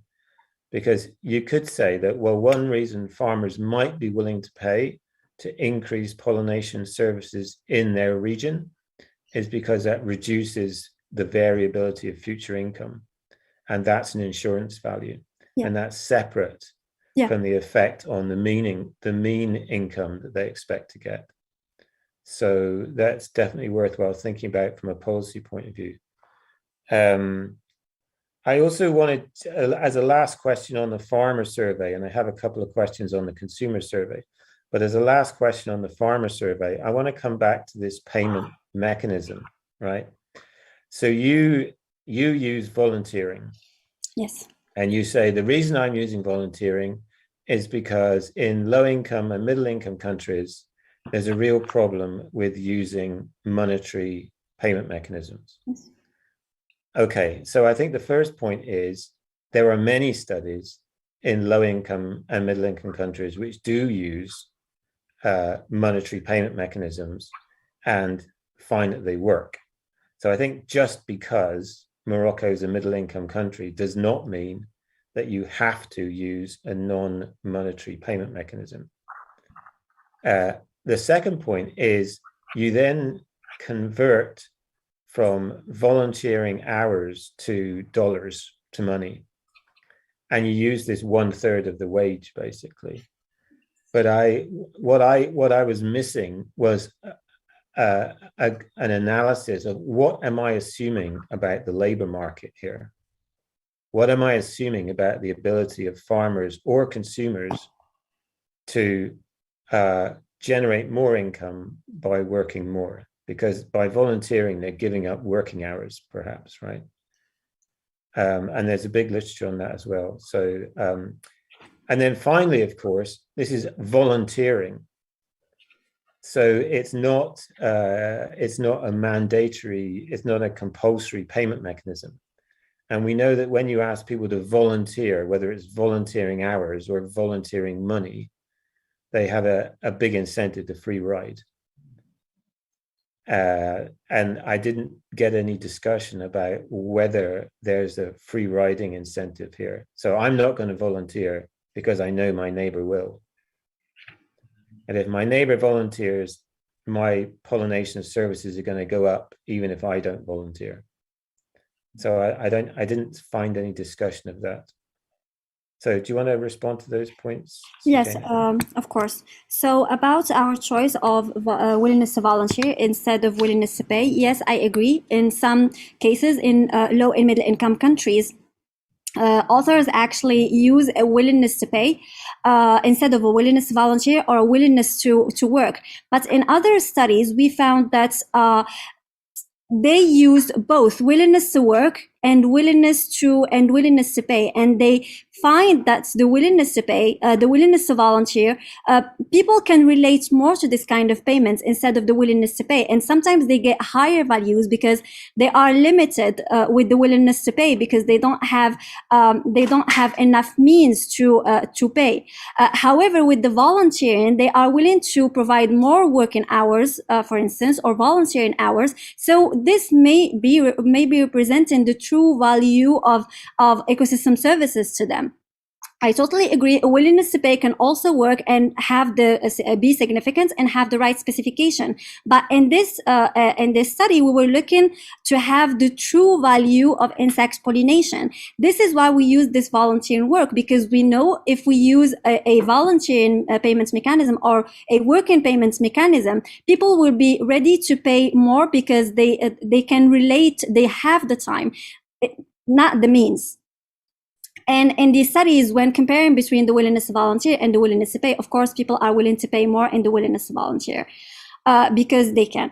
But the problem is that we did not only base our choice of willingness to volunteer on the literature review. Of course, when determining or when defining our attributes, including the payments mechanism, we base our selection on also the choices made by the participants of the focus groups, both farmers, consumers, and also agricultural experts, and also people, 20 consumers and 20 farmers within the pilot study.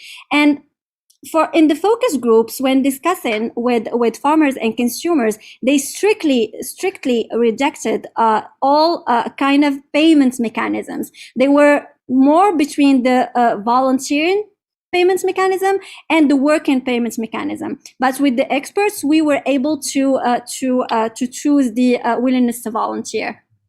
And this was also confirmed when discussing with respondents within the pilot study, because of course we had our choice sets already set for the experimental pilot study, but still we discussed our choices of attributes, if they had any remarks, any notes to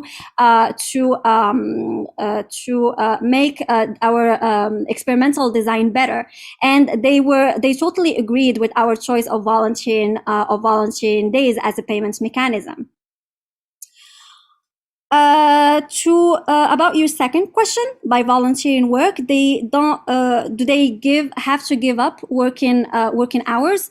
Actually, no. And this is something that farmers, for instance, insisted on during the focus groups. They always said that they are fine with the volunteering payments mechanism as long as they don't have any period for the volunteering days, because farmers, of course, they have busy periods in the year, and some other periods they're not totally busy, so they are able to do the volunteering work. And we all know that to protect insect pollinators, we don't need a specific period or a specific period for interventions on the farm, for instance, to protect these species. So we kept our the payments for the volunteering period. We kept the whole year for farmers and the whole month for consumers. So we did not specify the volunteering period.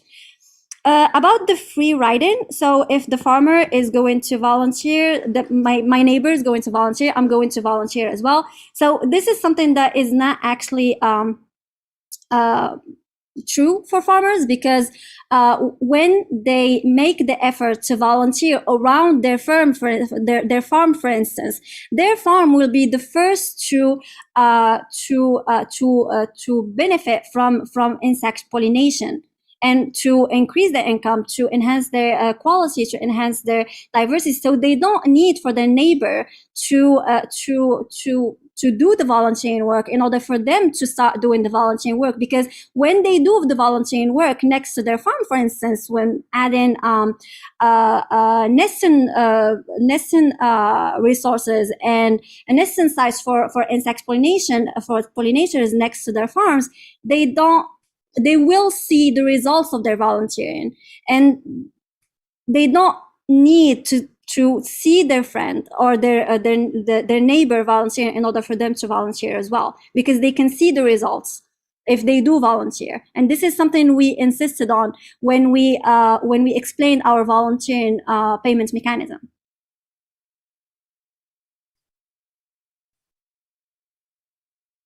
Thanks. Sophie, have I got time for 2 more questions or not? Yes, that will be the last 2 ones. Okay, so so these are both about the consumer survey.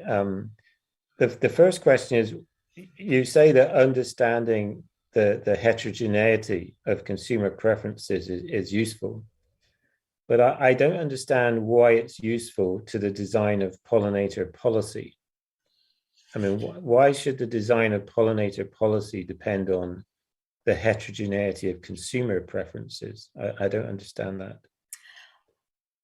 Okay, so when designing and conservation strategies, and we have examples, for instance, the EU Conservation Initiative of insect pollination, which was very recently, I think in 2020, very or heavily criticized for not being targeted. So all the interventions within this initiative don't necessarily work because they were not targeted, and the targeted population was not well defined. So if we analyze the heterogeneity within the targeted population, we will be able to identify the factors causing this heterogeneity and consider these factors while designing our interventions within the conservation strategies. Okay, I understand that if you're talking about heterogeneity in farmer preferences, but I don't understand why that's true if you're talking about heterogeneity in consumer preferences. Okay, so for instance, in one of the classes in the Latin class model, we found that consumers have negative preferences for the benefits of insect pollination. And this is something that I don't think that this is something that decision makers consider. They always base their interventions on people who are ready to engage. However, in this case, because we analyze heterogeneity in preferences, we found that some consumers actually have negative preferences for the benefits of insect pollination. So any intervention which is based on them already ready to engage is not going to work, because they are not convinced of the maybe they are convinced of the importance. We don't know exactly why they have negative preferences. So we analyze the heterogeneity in preferences for consumers, for consumers as well. to identify the different classes and then design these interventions for each class. For instance, for this class, which has negative preferences, and we can't say why. So more scientific research needs to be put into this in order to understand why people or consumers within this category have negative preferences, and then design interventions based on what we will find in the scientific research. So analyzing heterogeneity is a first step to into designing targeted, efficient interventions. And this is true for both farmers and consumers. Okay, my last question is about the consumer survey again. So I don't really understand why you didn't use the price of goods as the payment mechanism. I mean, it's nothing to do with it being a low income or a middle income country, because, you know, again, we can use prices of goods that people trade in low income countries. And if, you know, what you basically discover is that it's that consumers value the aesthetics of the landscape, the variety of produce in your region, and the quality of produce in your region. But I really don't understand why you didn't use price. And if you say, well, because in my focus groups, consumers preferred to volunteer, I'm not sure that's a great answer, because again, given the problem in converting from days of volunteering to dollars, wouldn't it have just been better for you to say, well, I'm going to impose this design constraint that I'm going to use the price of goods? Because essentially that is what consumers are choosing on an every day, right? They're choosing different prices of goods and goods with different characteristics, and that's what your choice experiment is trying to represent. I completely agree with you, because we actually were convinced that this the increase in the prices of fruits and vegetables can be a good payment mechanism in our case. However, we did not want to go with a payment mechanism which was firmly rejected by consumers and farmers in this case, because we were afraid that we will end up with a positive payment mechanism, or with people not even considering this payment mechanism in the choice cards. This is something we were very afraid of. So we decided to go with their choices in the discrete choice experiment, which seemed very reasonable, and they argued their choices very well. So we were convinced that this was the best payment mechanism for this study. We did not want to have a positive payment mechanism when analyzing the data, so we went with what they chose. Okay, thanks for that. And thank you. I could ask you another hour's worth of questions, but Sophie will not let me, so I'll be quiet. No, I will let you. Thank you, Nick, for your questions. And I will turn to Lauriane Mousset, who works at CIRED in Paris. Yes, thank you, Sophie. Can you hear me? Is it okay? Yes, very well. Okay. So thank you, SoukaIna, for the presentation. It was super clear and yeah, very good presentation. I also appreciate the PhD. It was very easy to read and easy to understand. So I really appreciated the consistency of the research question and the different methods that you implement to try to answer to your research questions.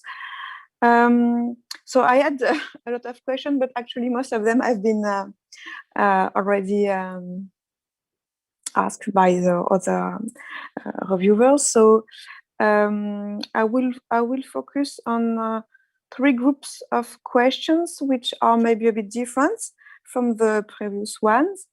So the first one is about the values. So I really enjoyed the fact that you discussed the concept of values in your first chapter, I think, and especially you mentioned the altruism values, which is I really appreciate that, because usually it's missed by the students. So congratulations for that. However, I was a bit sad because you didn't detail a lot about this value. So maybe might you precise what do you consider for this kind of altruism values? Can you hear me or no? Oh yeah, I'm sorry. Okay. What kind of values? I did not hear the last sentence. Sorry, the altruism values. I think it's Altruism values. Okay. I can find the page if you want. It's at the end because you list a lot of values. It's in the section 1.2, and so you have the bequest values and so on. And then you mentioned that you have altruism values. Altruism values are also non-use values, and but you didn't precise what is it. So might you precise? So. Yeah, in our choice of the different attributes, of course, as I mentioned before, these attributes do not only represent one component of the total economic value. Farmers and consumers, when we discuss with them these attributes, they link different values of insect pollination to each one of the attributes. And of course, we have the bequest value and other values, altruism values. However, we did not talk about it in details because we don't know actually the proportion of the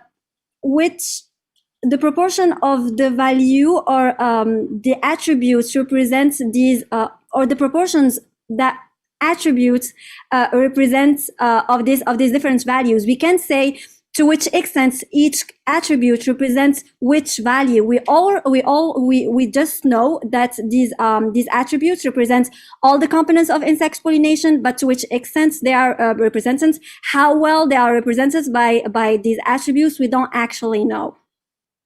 And yeah, I think there is we need. I'm sorry. Sorry. I think we need more scientific research to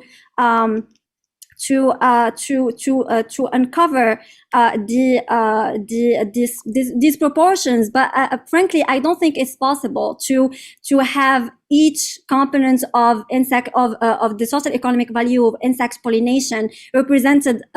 To which extent it is represented by each of the attributes. So for the altruism values, when discussing with farmers, of course, when they want to conserve the diversity of agricultural production, when they want to conserve the quality and the quantity, etc., and the other attributes, they also express the need to preserving these attributes and these benefits of insect pollination to other people. This is something that it's more developed in low and middle income countries compared to high income countries. There is always these social values. Okay, I want it for myself, but I also want it for my neighbor. I want it for everybody. I want to conserve it for everybody because it's beneficial to our well-being. Yes, so I fully agree, and I will come back to this effect later. But yeah, okay. My question was only about the definition about altruism value, and okay. I would suggest to, because you describe the bequest value as the value for the next generation, and I would suggest to add just a sentence or something just to precise what is the altruism values. And I think for you it's the contribution for the people in the same generation, right? Typically, yeah, yes, and yeah. This, yeah. So I agree with you that about the fact that I mean, based on your experiment, it's not possible to specify which I mean, just to specify each different values. And to me, I mean, if I understood correctly, your approach is more ecosystem-based approach, because at the end, when you assess, for example, the aestheticism of landscapes or the diversity of foods, such like that, I think it will be easier to connect your choice experiment and your experiment to the ecosystem service-based framework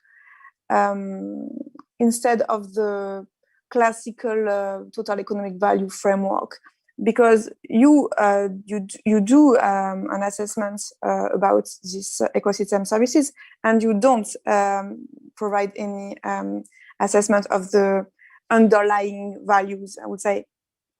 So I really appreciate the fact that you mentioned that, because I think it's really interesting, and I think you wasn't able to do it with your surveys, but it's possible to investigate this kind of question if you ask specifically to farmers or consumers, or what are the motivation underlying this choice, or the preferences.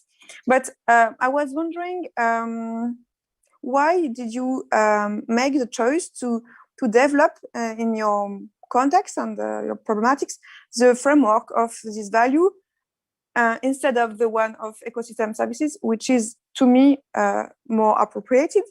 So this is my first question, and the second one is, what do you think that it can bring to your work or to your discussion to connect your work to this value framework? And especially in connection with your public policy ambitions, because I have the feeling that decision makers are more sensitive to question in terms of ecosystem services instead of question in terms of general values. So I was a bit surprised, because to me, the ecosystem services framework will be, first of all, more relevant in regards with the choice you made for your surveys, but also it will be more maybe efficient or relevant to provide public policy recommendations. So might you explain why you did this choice in the context, in your problematics? So of course, we actually try to go for both the ecosystem services approach and the total economic value approach. However, for the total economic value approach, we insisted on it because in most assessments in literature, we can only find assessments using or based on marketable use benefits of insect pollination, and other values of insect pollination are neglected, which lowers the values given by these assessments, and therefore leads to underestimations of the true contribution of insect pollination to these benefits. So adding these values to the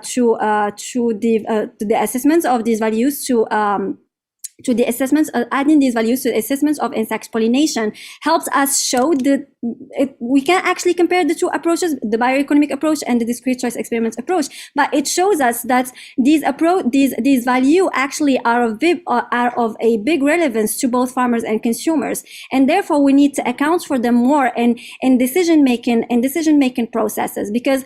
But first of all, in dry, low, and middle-income countries, there are very little conservation strategies. So we need to convince policymakers, first of all, to invest in these conservation strategies and protect insect pollinators to begin with. So adding these values to the mix of our discrete choice experiments helps us show that there are more to insect pollination than their just economic marketable value. There is also other values which have a relevance to people in these countries, as we said, bequest values and option values and other values which need to be considered while designing insect pollination. These are very important aspects of insect pollination, which contributes a lot actually to the well-being of both farmers and consumers. So while designing interventions, maybe interventions should be based on these values. Why not?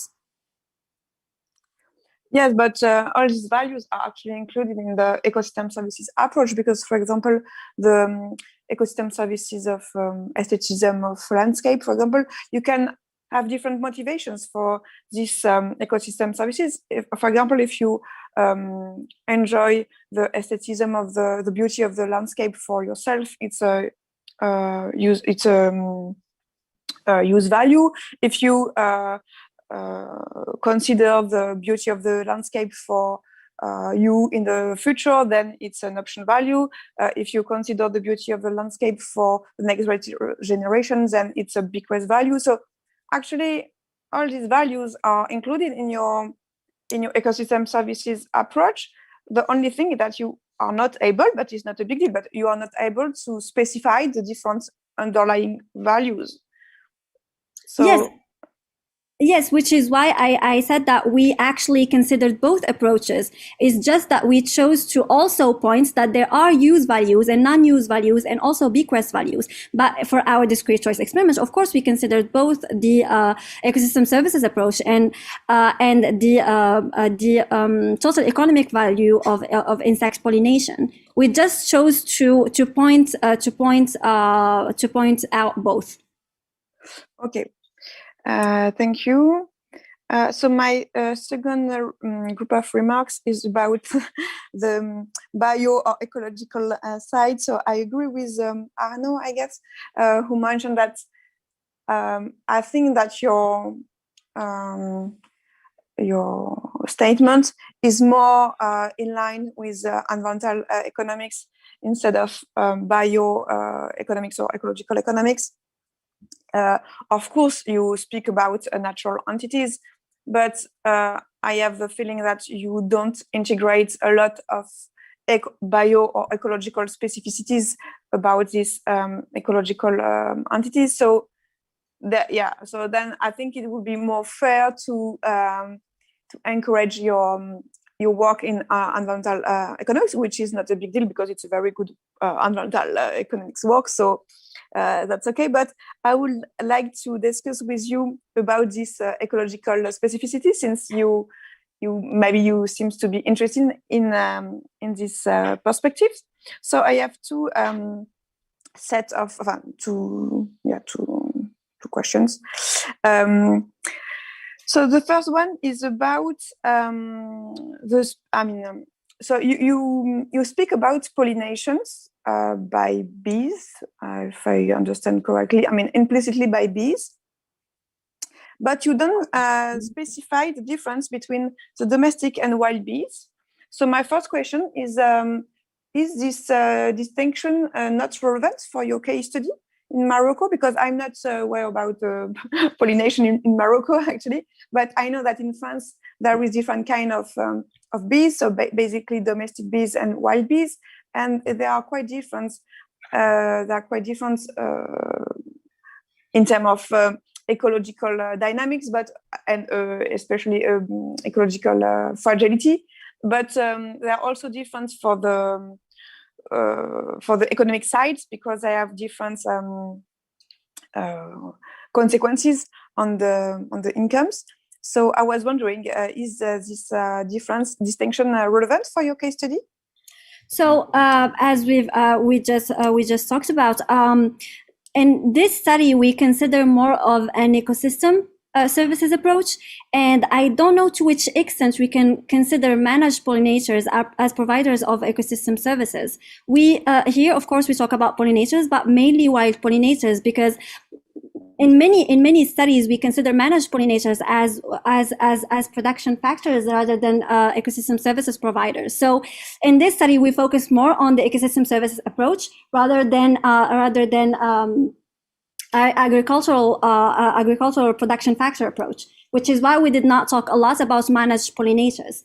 This is an environmental assessment of insect pollination. So we thought that maybe we consider only the wild insect pollinators. And actually there is more other insect pollinators other than bees. Of course, bees are the main category of insect pollinators, wild insect pollinators. But there are other sometimes we can say that there are flies which can pollinate as well, and many other insect pollinator species. Okay, but do you think that the people you interview were able to do this distinction? Because at least in France, the pollination by domestic bees is much higher than the pollination made by wild bees. So if I would interview a French farmer, if he speaks about pollination, actually he will speak about process which are mainly based on domestic bees. So do you think it's similar in Morocco, or is it different? Actually, maybe this is the perception of farmers here in France, but wild insect pollinators provide more pollination services compared to managed pollinators. First of all, because managed pollinators don't cover a large area of for pollination, and second of all, honeybees and other single bees and maybe bumblebees, when they're managed, they don't have access to all types of flowers. So here again, we're talking about not like orchids, not about field of fruit trees. We're talking about ecosystem services. Yeah, but it depends on which kind of crops, and so I agree with you about fruits and so on. But yeah, it depends on which kind of crops. And since you investigate the heterogeneity of farmers, yeah, maybe this question should be discussed. I mean, to my point of view, but okay. So in Morocco, there is so you don't consider beekeepers at all. There is, I mean, so for you, is not a big part of the question. Well, beekeepers, of course, are relevant in Morocco, and there are other studies conducted within the project on beekeepers and the importance of insect pollination and to pollinators for the beekeepers. However, in my study, we did not necessarily point the contribution of insect pollinators to beekeepers. The second ecological remarks is about the dynamics aspects. So if I understood correctly, so you try to estimate the value of pollinations. Yes, and but of course this value, I mean, we can imagine that this value is depending on the dynamics of the biodiversity, especially the wild biodiversity. And we can imagine that this dynamics is a decreasing dynamics, actually. And because of the risk of extinction, we can imagine that the impact of this decreasing dynamics on the value is a can have nonlinear effects. So the thing, especially in the climatic change context. So how do you investigate this dynamics aspect, and especially the decreasing dynamics aspect? Because, I mean, if I said it's very in a caricatural way, compared to the time when you did the interview, the bees declined, so the value is now increased compared to what you have found. So finally, yeah, how do you integrate, or how do you discuss the fact that because of this decreasing of biodiversity, the value is changing all the time and can increase with nonlinear effects? How do you think it will change your results or influence your results?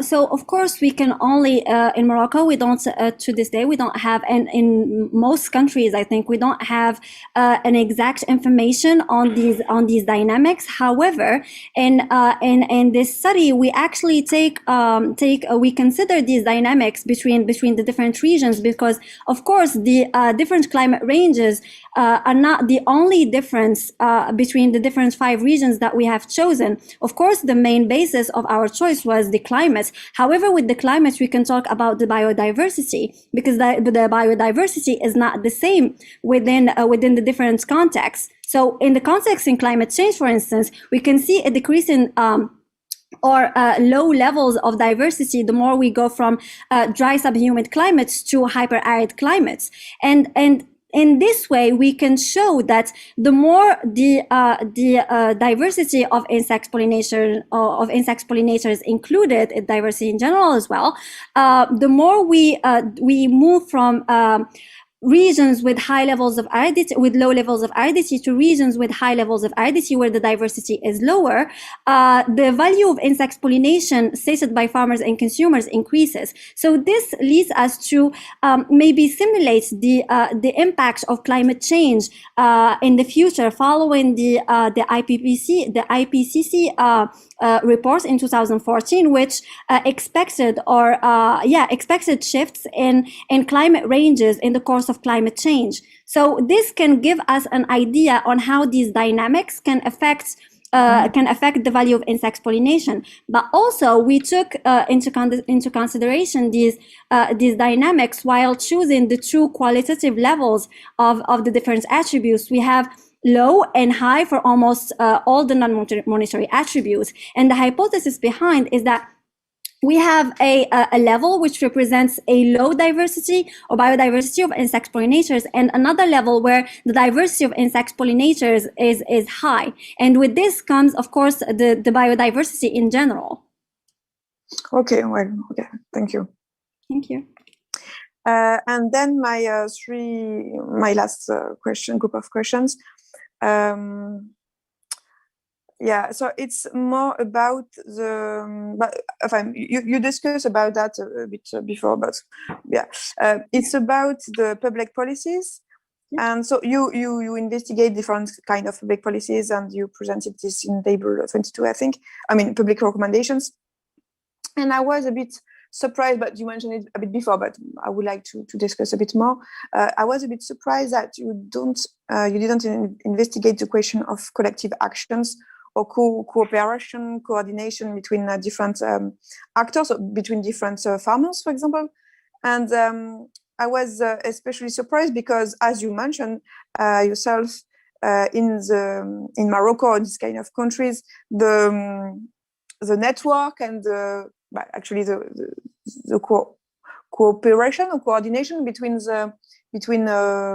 actors is maybe higher than in high-income countries. So so do you think that it would be a good idea to investigate public policy instruments based on such collective actions? Because it might be a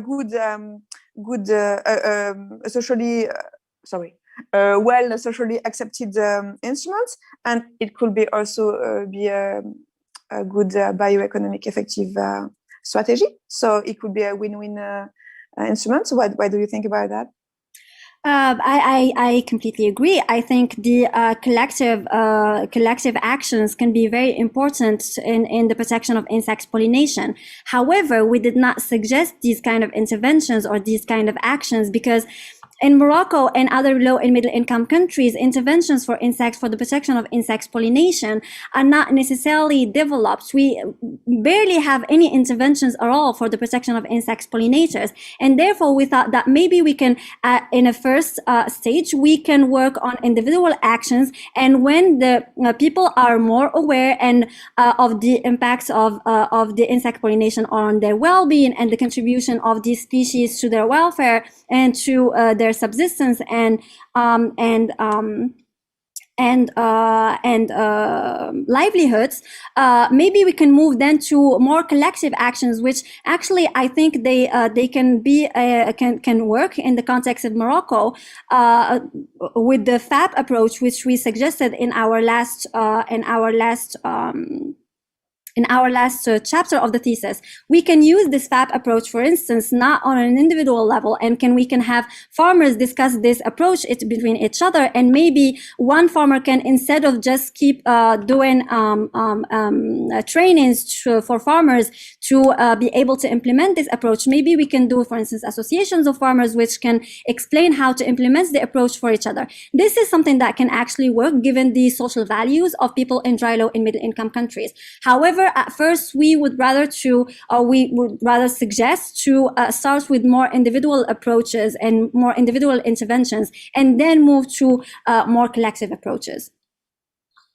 Okay, well, thank you.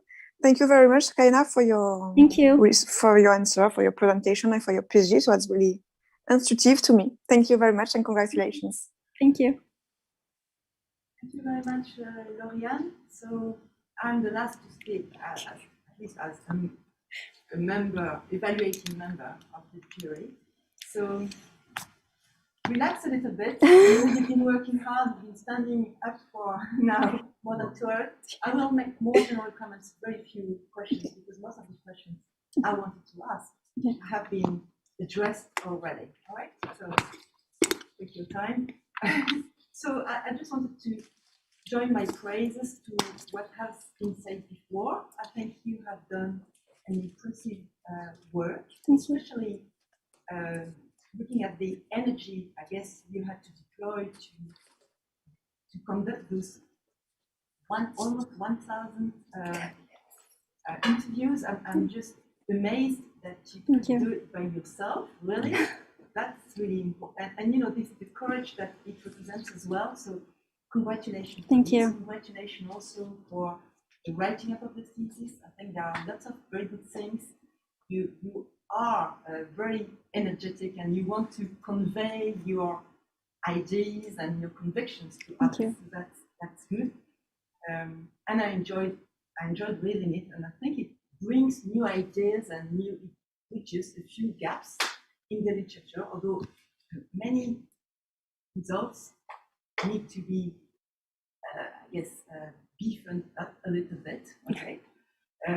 But especially in this area of the link between aridity and willingness to pay. And this is the first comment I want to make. It's not really a question, but I think what I was lacking in your presentation, but also in your PhD, is a much clearer conceptual framework linking linking aridity issues with willingness to pay by farmers and consumers. I think if from the onset, from the very beginning, you had explained to us that why you had chosen this subject, try to look at the impact of the level of aridity on the values that farmers and consumers feel with respect to pollinator services, that would have helped. And let just me explain what I mean, for example, for producers. You find this result that the willingness to pay is higher when aridity is higher. But I couldn't find really the reasons why this should be the case. And I think if you had built this kind of causal pathway before, you would have analyzed the data a bit differently. You would have analyzed your samples a bit differently, and that would have helped. For example, is it because there's greater pollinator scarcity in more arid areas, and therefore the marginal utility of the remaining pollinators increase? Or, and that's not exclusive, of course, is it because farmers are more economically vulnerable in those arid areas, and therefore are less prepared to face a risk of yield variations due to a low level of pollinators, for example? Or is it because the mix of crops that are used in drier areas are more pollinator dependent? And of course, it can be all those reasons mixed, but because we have them a little bit, scattered everywhere, but not in a single model, I think this would have helped, because then you would have looked at, okay, for your 5 different samples for farmers, you would have looked at for each sample what is their dependence on their crop dependence on pollinators. You would have looked more carefully at their income, etc., and compare them. And that would have helped. And I think you could do exactly the same exercise for consumers, because you find the same result, and you say this is one of the main results that you are conveying to us. Well, I need to understand better why this is the case. Otherwise, it's just purely empirical. And I can swear that it's because you had the idea to look at aridity, but as somebody else was saying, maybe this is just hiding other confounding factors that you haven't looked at. So that's my first recommendation if you want to write papers around this. And I don't think it calls for an answer, but yeah. The second thing is you used an experimental approach. Experiments means we want to have control. I mean, otherwise you can just look at observational data. Okay, so you're building your own data because you want to have control on a number of things. And I felt a bit at ease with your choices in the design of the discrete choice experiment for the same reasons as the ones that have been presented before by most of the members of the jury before. So that sometimes I felt that the choice of attributes was too qualitative and was open to too many interpretations, and therefore you are saying to us that you are capturing the willingness to pay for the reduction, for the preservation of pollinators, but I was under the impression that you were capturing very different values from this one. And I was really wondering why you weren't more inspired, for example, by the Breeze et al. Approach. Breeze? Yeah, Breeze and all. Yeah. Yeah. Okay. Some Breeze, all right. I know Balcombe. He's a former friend, and I worked with him a long time, so that's why I went and read this paper. I hadn't read it before. And you were saying, well, one of the reasons why we decided we have low and high is just because we don't really know exactly what the status quo is. Well, the way they did it is, okay, look at the situation now, and just see how much would you be willing to pay to avoid worse situations. And their situations were sort of described in more quantitative terms, which made it easier to interpret. So I just felt that maybe the design, had you discussed with people who are experienced with discrete choice experiments, you would have avoided some of the issues that now it's a bit late, but would have helped with having more precise values. The second thing is the analysis of your data as well. I think this has been mentioned before, but again, I think you're a bit, it's not mean what I'm saying, but you're very confident. You seem to be extremely confident in the results that you get. And I think what the message that we convey to you is, well, beware that there might be errors, and that it's subject to interpretation. Many things that we don't. But that's one of the final questions I will ask you: is to what extent do you trust your own results? Would you be able to go to the Minister of Agriculture in Morocco and say, "Hey, this is how much if you are able to aggregate all those values across the population of Morocco, then this is how much you should be spending, because this is how much people are willing to pay or to volunteer for it." So that will be the question I have to ask. But coming back to some of your answers, it raised some concerns to me when you say in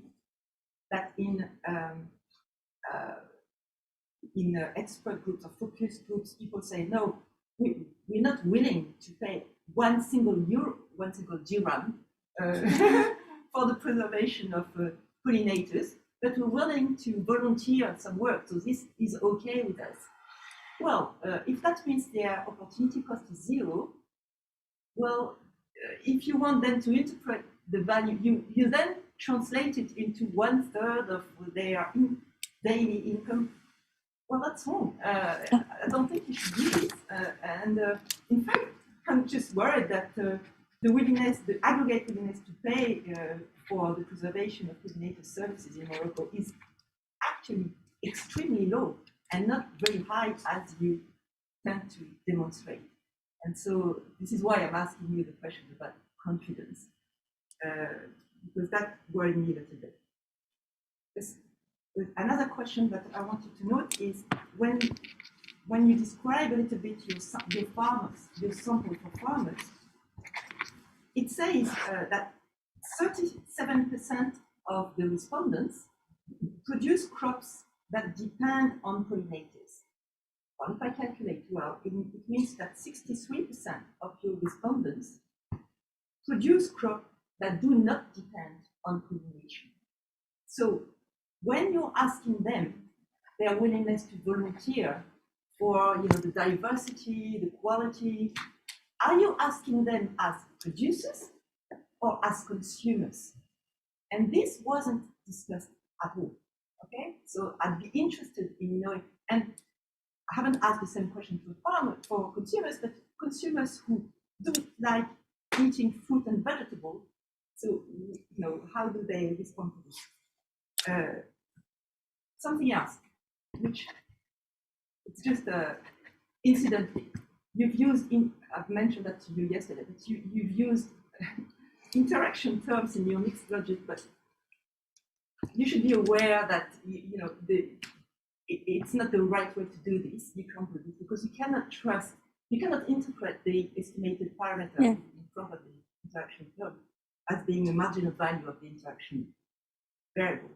And usually you can't even trust the sign of the observed estimated parameter, nor its significance. So you should avoid this. You haven't made an overuse of those interaction terms, so it doesn't really matter, except that you based your analysis clustering by aridity levels on those interaction terms. And you could have clustered your analysis, your samples differently across income levels or across dependence on pollinators, for example. And you haven't tried this. You could try this and maybe produce different results which would be as interesting, maybe more convincing than the ones that you have used.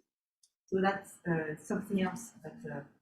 And then the last thing I will ask, I guess, is, I think this was mentioned also a little bit by others, although I wasn't entirely sure. You then provide a figure like the total economic value for farmers is such and such. For what you calculate the total economic value of, you don't do that, of all the farmers. No, not okay. Yes, we do. First of all, you calculate.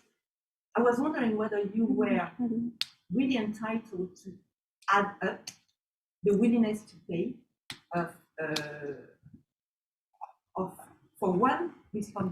for the average of your sample or for your 3 attributes, because I felt that there was an overlap of the values between farmers and consumers. My first question, and of course also is how can you aggregate over a larger population as well? Because again, if your ambition is to provide policy recommendations to decision makers, then you may want to calculate, like Breeze et al. They did try to calculate this overall value, overall willingness to pay for reducing pollinators decline. So I'd be interested to know how you do this. Here you've done something which is very, very rapid and not very comprehensive. Okay, so for the aggregation, it was actually the aggregation of the value, not actually the total economic value. I'm not sure I can talk for of the total economic value of insect pollination because we're not sure if it's actually the total economic value or not. But rather, we can talk about the aggregation. So, of course, the aggregation that I made, I think in chapter 4, if I'm not mistaken, is to be really taken with the caution because there is major overlaps. Our intention behind this aggregation is just to be able to at least give some aspects of comparison between the bioeconomic approach and the discrete choice experiments approach results. However, we are fully aware of the overlaps and redundancies that we have when we do the aggregation, and I'm not entirely like 100% sure that we will be able to do an aggregation and having it to be 100% true and real and represent the real what's happening in the real world. So again, an aggregation can be a good to be taken with caution, is just to be given maybe to policymakers to tell them, well, here what we found, it's not exactly true. Maybe the error is really high, but then this shows that there is a contribution of insect pollination to both farmers and consumers. The idea is not to have the exact number, but here we show that there is a contribution because, and it's rather, it can be high, it can also be low, but there is a contribution. So we need actions to protect these species. So our first idea was to give an additional argument for policymakers who don't even consider these species in their policy designs. Of course, it's again the discussion about value in ecosystem services and whether these evaluations are accurate or not. Some people say we can't value insect or assess the value of ecosystem services, and pollination is of course one of these ecosystem services.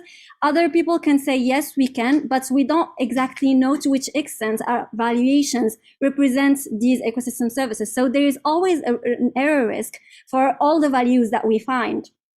So, of course, values are to be taken with caution, and I guess the idea behind this study is just to convince policymakers of the protection of insect pollination, and they need to consider them in the future. And of course, more research is needed to find more exact values. But since this is the first study and we don't even have other studies in low and middle income countries to compare our research to, we don't know to which extent our results are really have true values. We're not even sure that the environmental valuation of all ecosystem services provides true values of these of the contribution of these ecosystem services to the human well-being. So about the heterogeneity in preferences, yes, we've had this discussion before. So yes, this heterogeneity, we of course are aware that we cannot interpret the interaction terms in the mixed logic model. But yes, this is why we conducted we used the mixed logic on sub-simples based on the aridity level. And I agree with you. Your first remark says that we did not demonstrate or prove why we have to do these sub-simples or conduct these mixed logic models for each simple of or each climate range. So all what you said is very accurate, and we did this for all of these reasons. Maybe it was not as clear in the written version. So this is something that we will consider for papers in the future. About the dependency on insect pollinators. So indeed, we found that only 30% of farmers produce pollinated dependent crops. However, and this is something that maybe we failed to mention in the thesis, is that even though they don't produce insects pollinated dependent crops now, they envision producing or shifting to pollinated dependent crops in the future because they are more suited to or they tolerate well the water scarcity, which is increasing in the country due to climate change and the increase of aridity. So we had questions about whether these farmers envision maybe shifting to also pollinated dependent crops in the future, and most of the respondents who don't, well, in the future, and also those who do produce pollinated dependent crops, they will increase the quantities produced and of pollinated dependent crops in the future because they require less water.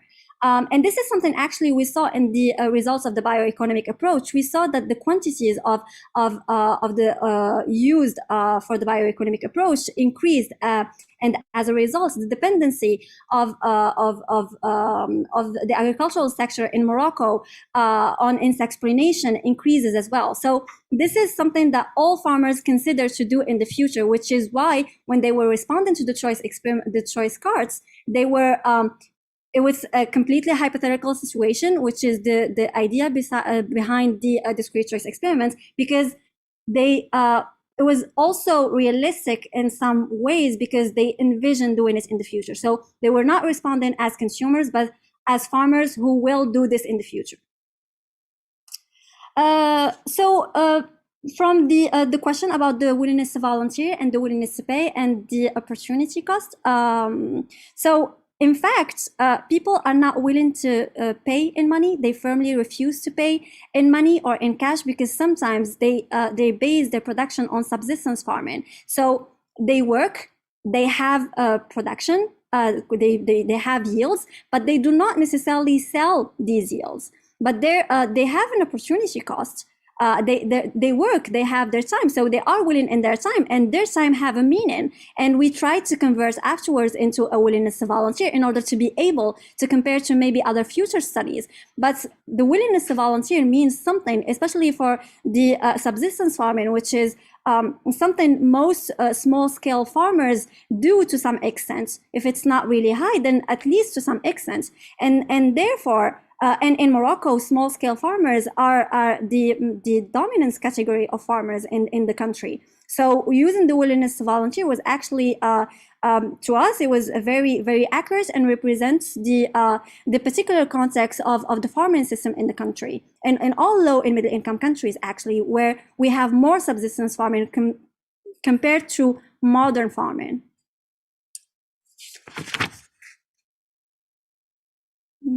So about the confidence, or me taking my my results to policymakers, I guess yes, I will take my results to policymakers. It's not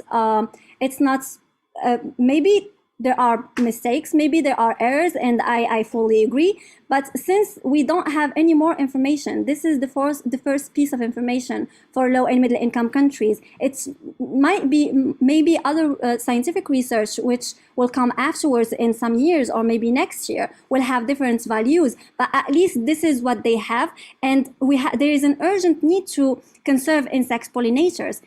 So we can do with whatever we have. This is information.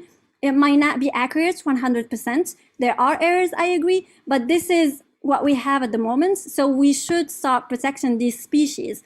And when we have more information, of course, we can change this information in the future. It's always possible. Okay, thank you. Thank you. You will provide sensitivity analysis and upper bounds Yes, and lower bounds as well, because your conviction is valuable, but at the same time, you need to bring scientific evidence. I know. And bring all the results that you may have with them. Okay, thank you very much. We have a few others that we want to listen to, and in particular, Stephanie Christman from the CARDA in Morocco. So, Stephanie. Thank you. First of all, I want to thank Jean-Michel and Nicolas for supervising the climate. The climate thesis is a very important part of our project, but it was very clear that we have nobody at the CARDA who can supervise this research. The project introduces farming with automated pollinators in 6 low and middle income countries, and that includes enhancing agricultural lands with marketable habitat enhancement plans, with low-cost nesting support, and it enhances pollination support, and is a kind of preventive pest control. So it is voluntary action of the farmer to give way to both, to see these marketable habitat enhancement plans, and to look if they really can use less chemicals. And we have also PhD thesis on large-scale farmers, and even the large-scale farmers do so.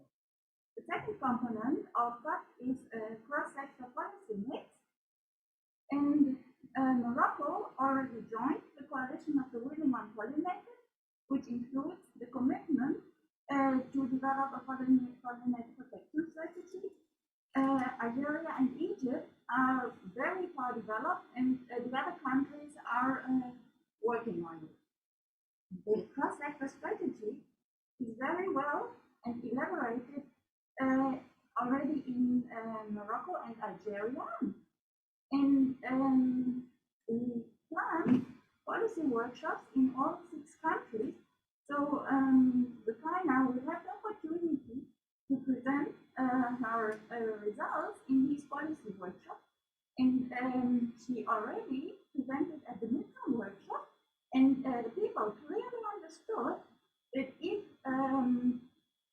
pollinator-dependent the produced well, or if the price gets very high, this affects policies, because these people, consumers and producers, is potential opposition. And otherwise, if protection works, it's potential voters. So it's very clear that this has a very high policy impact.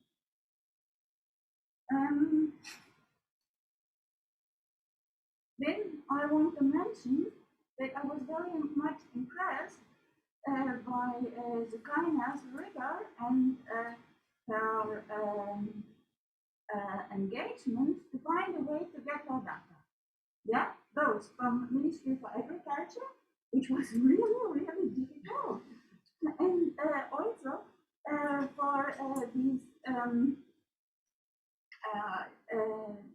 for these questionnaires. And I really think with her thesis, there's a very broad spectrum, but also she goes very much in depth. So I'm very much impressed. Then one point I just want to clarify, because it's more clearly written in the book than it was now in the discussion.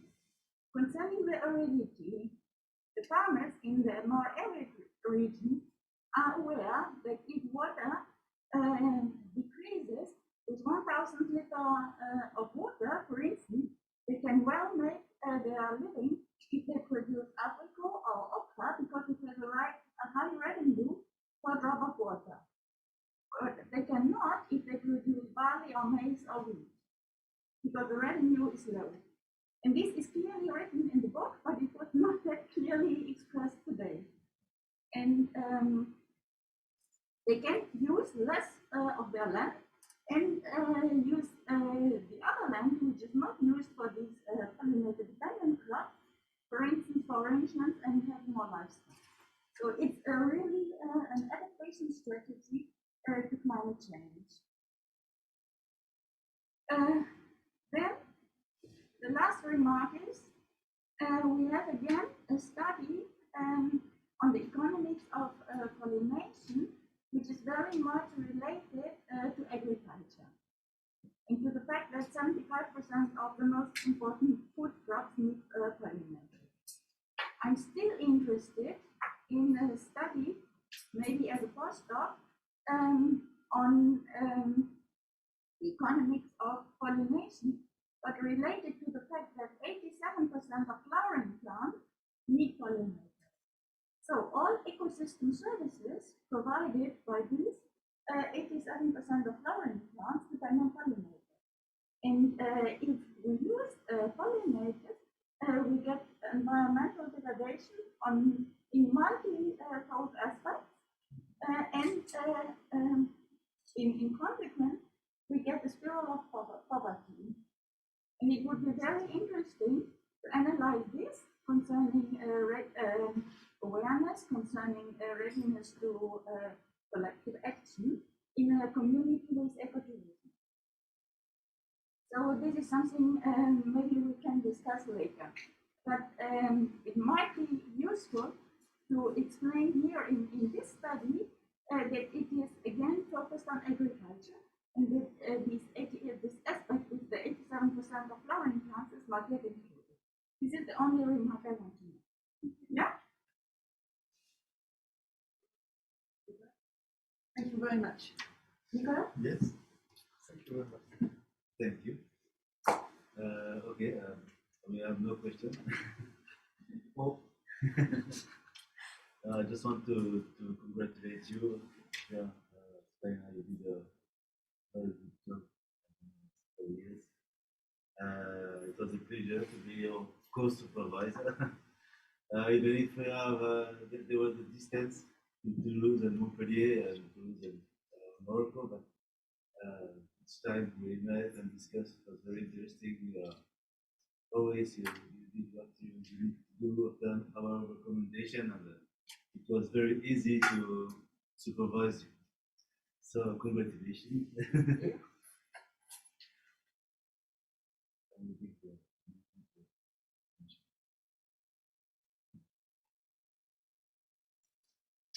One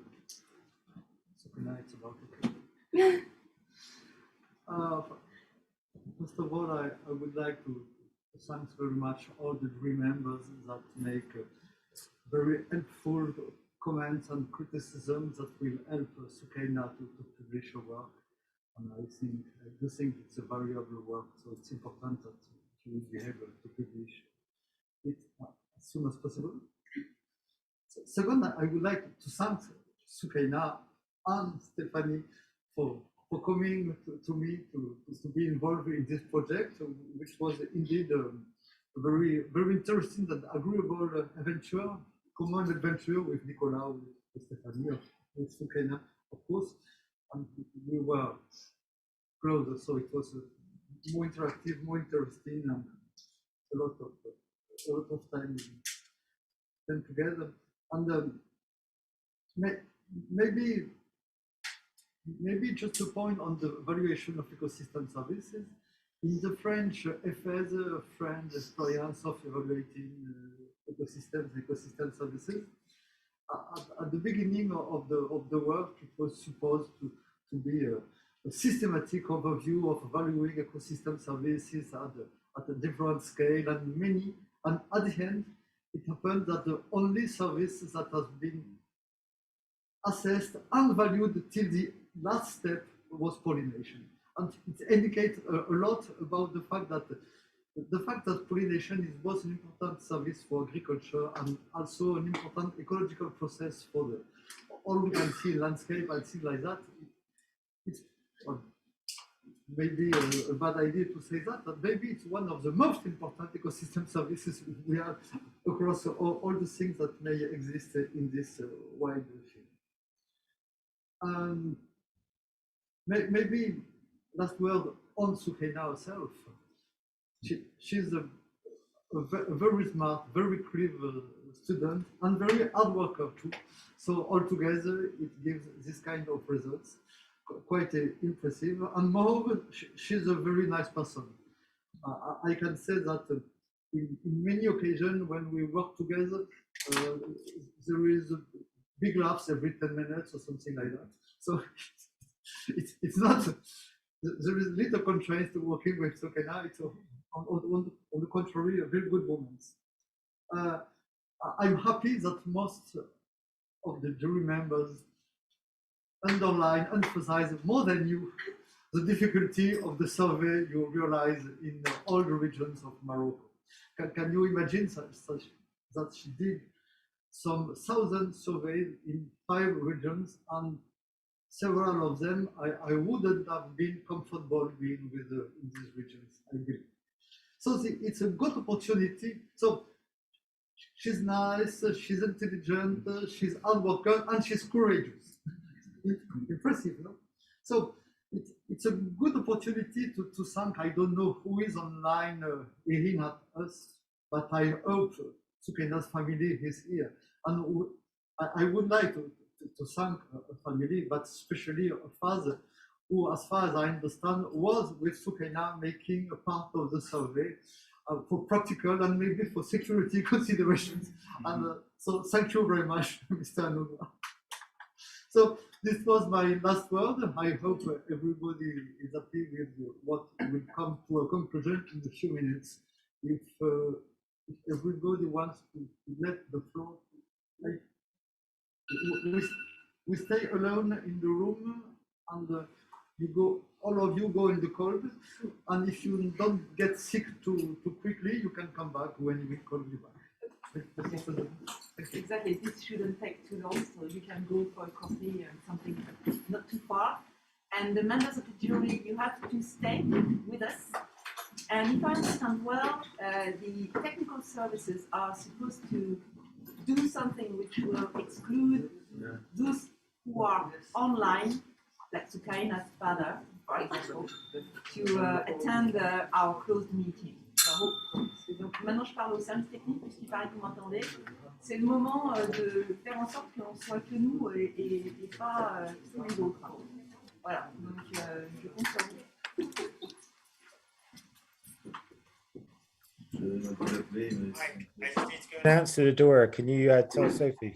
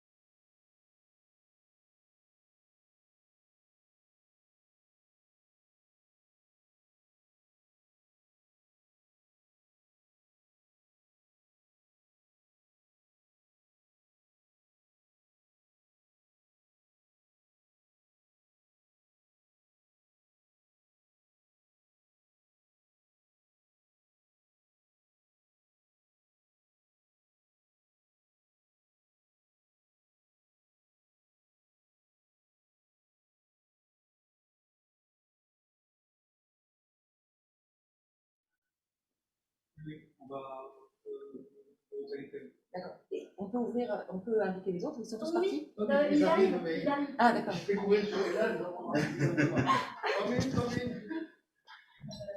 Come in quickly, please, because we have to let the room to the next.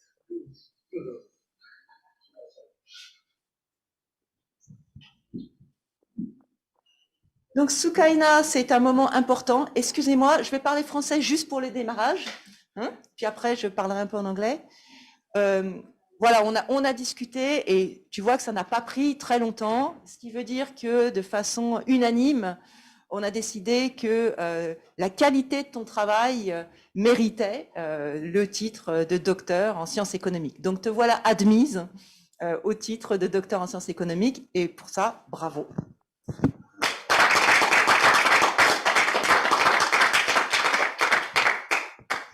So there were a few, usually we have this kind of takeaway message that we give to the new doctor. And I think, first of all, that we were all impressed by, as we mentioned before, by the breadth of your analysis, your capacity, your hardworking capacities, and the quality of your work and your energy as well.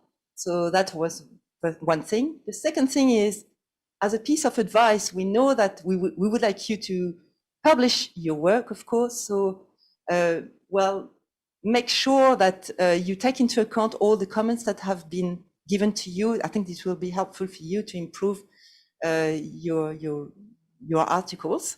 Nick also mentioned that he could help as well to give you advice as well. And a more general advice for further work, if you carry on in an academic career as well, is when you start with new methodologies, like maybe for you, discrete choice experiments were quite new when you started, don't hesitate to ask for advice, not just to your supervisors, but to a larger audience. You test your work, ask others what they think about it, because especially in the case of discrete choice experiments, it's a high cost if you get wrong from the beginning. Okay? Congratulations. Thank you.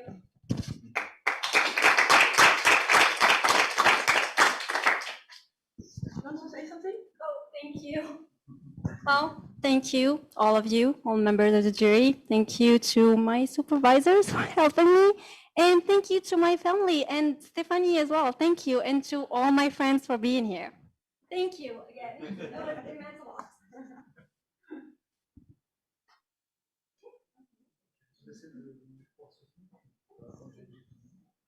Well, I think that's the end of it. Not for us. We're going to share a lunch together. But thank you to you all and for the hard work that you put into rereading this thesis and contributing to its evaluation. So we hope to see you sometimes in real, Mike, Nick, and Lauriane. Yes. Thank you very much. All the 4 people that were involved in the day, and Sophie too. Thank you very much. Okay, so we're going to switch off now. Bye-bye.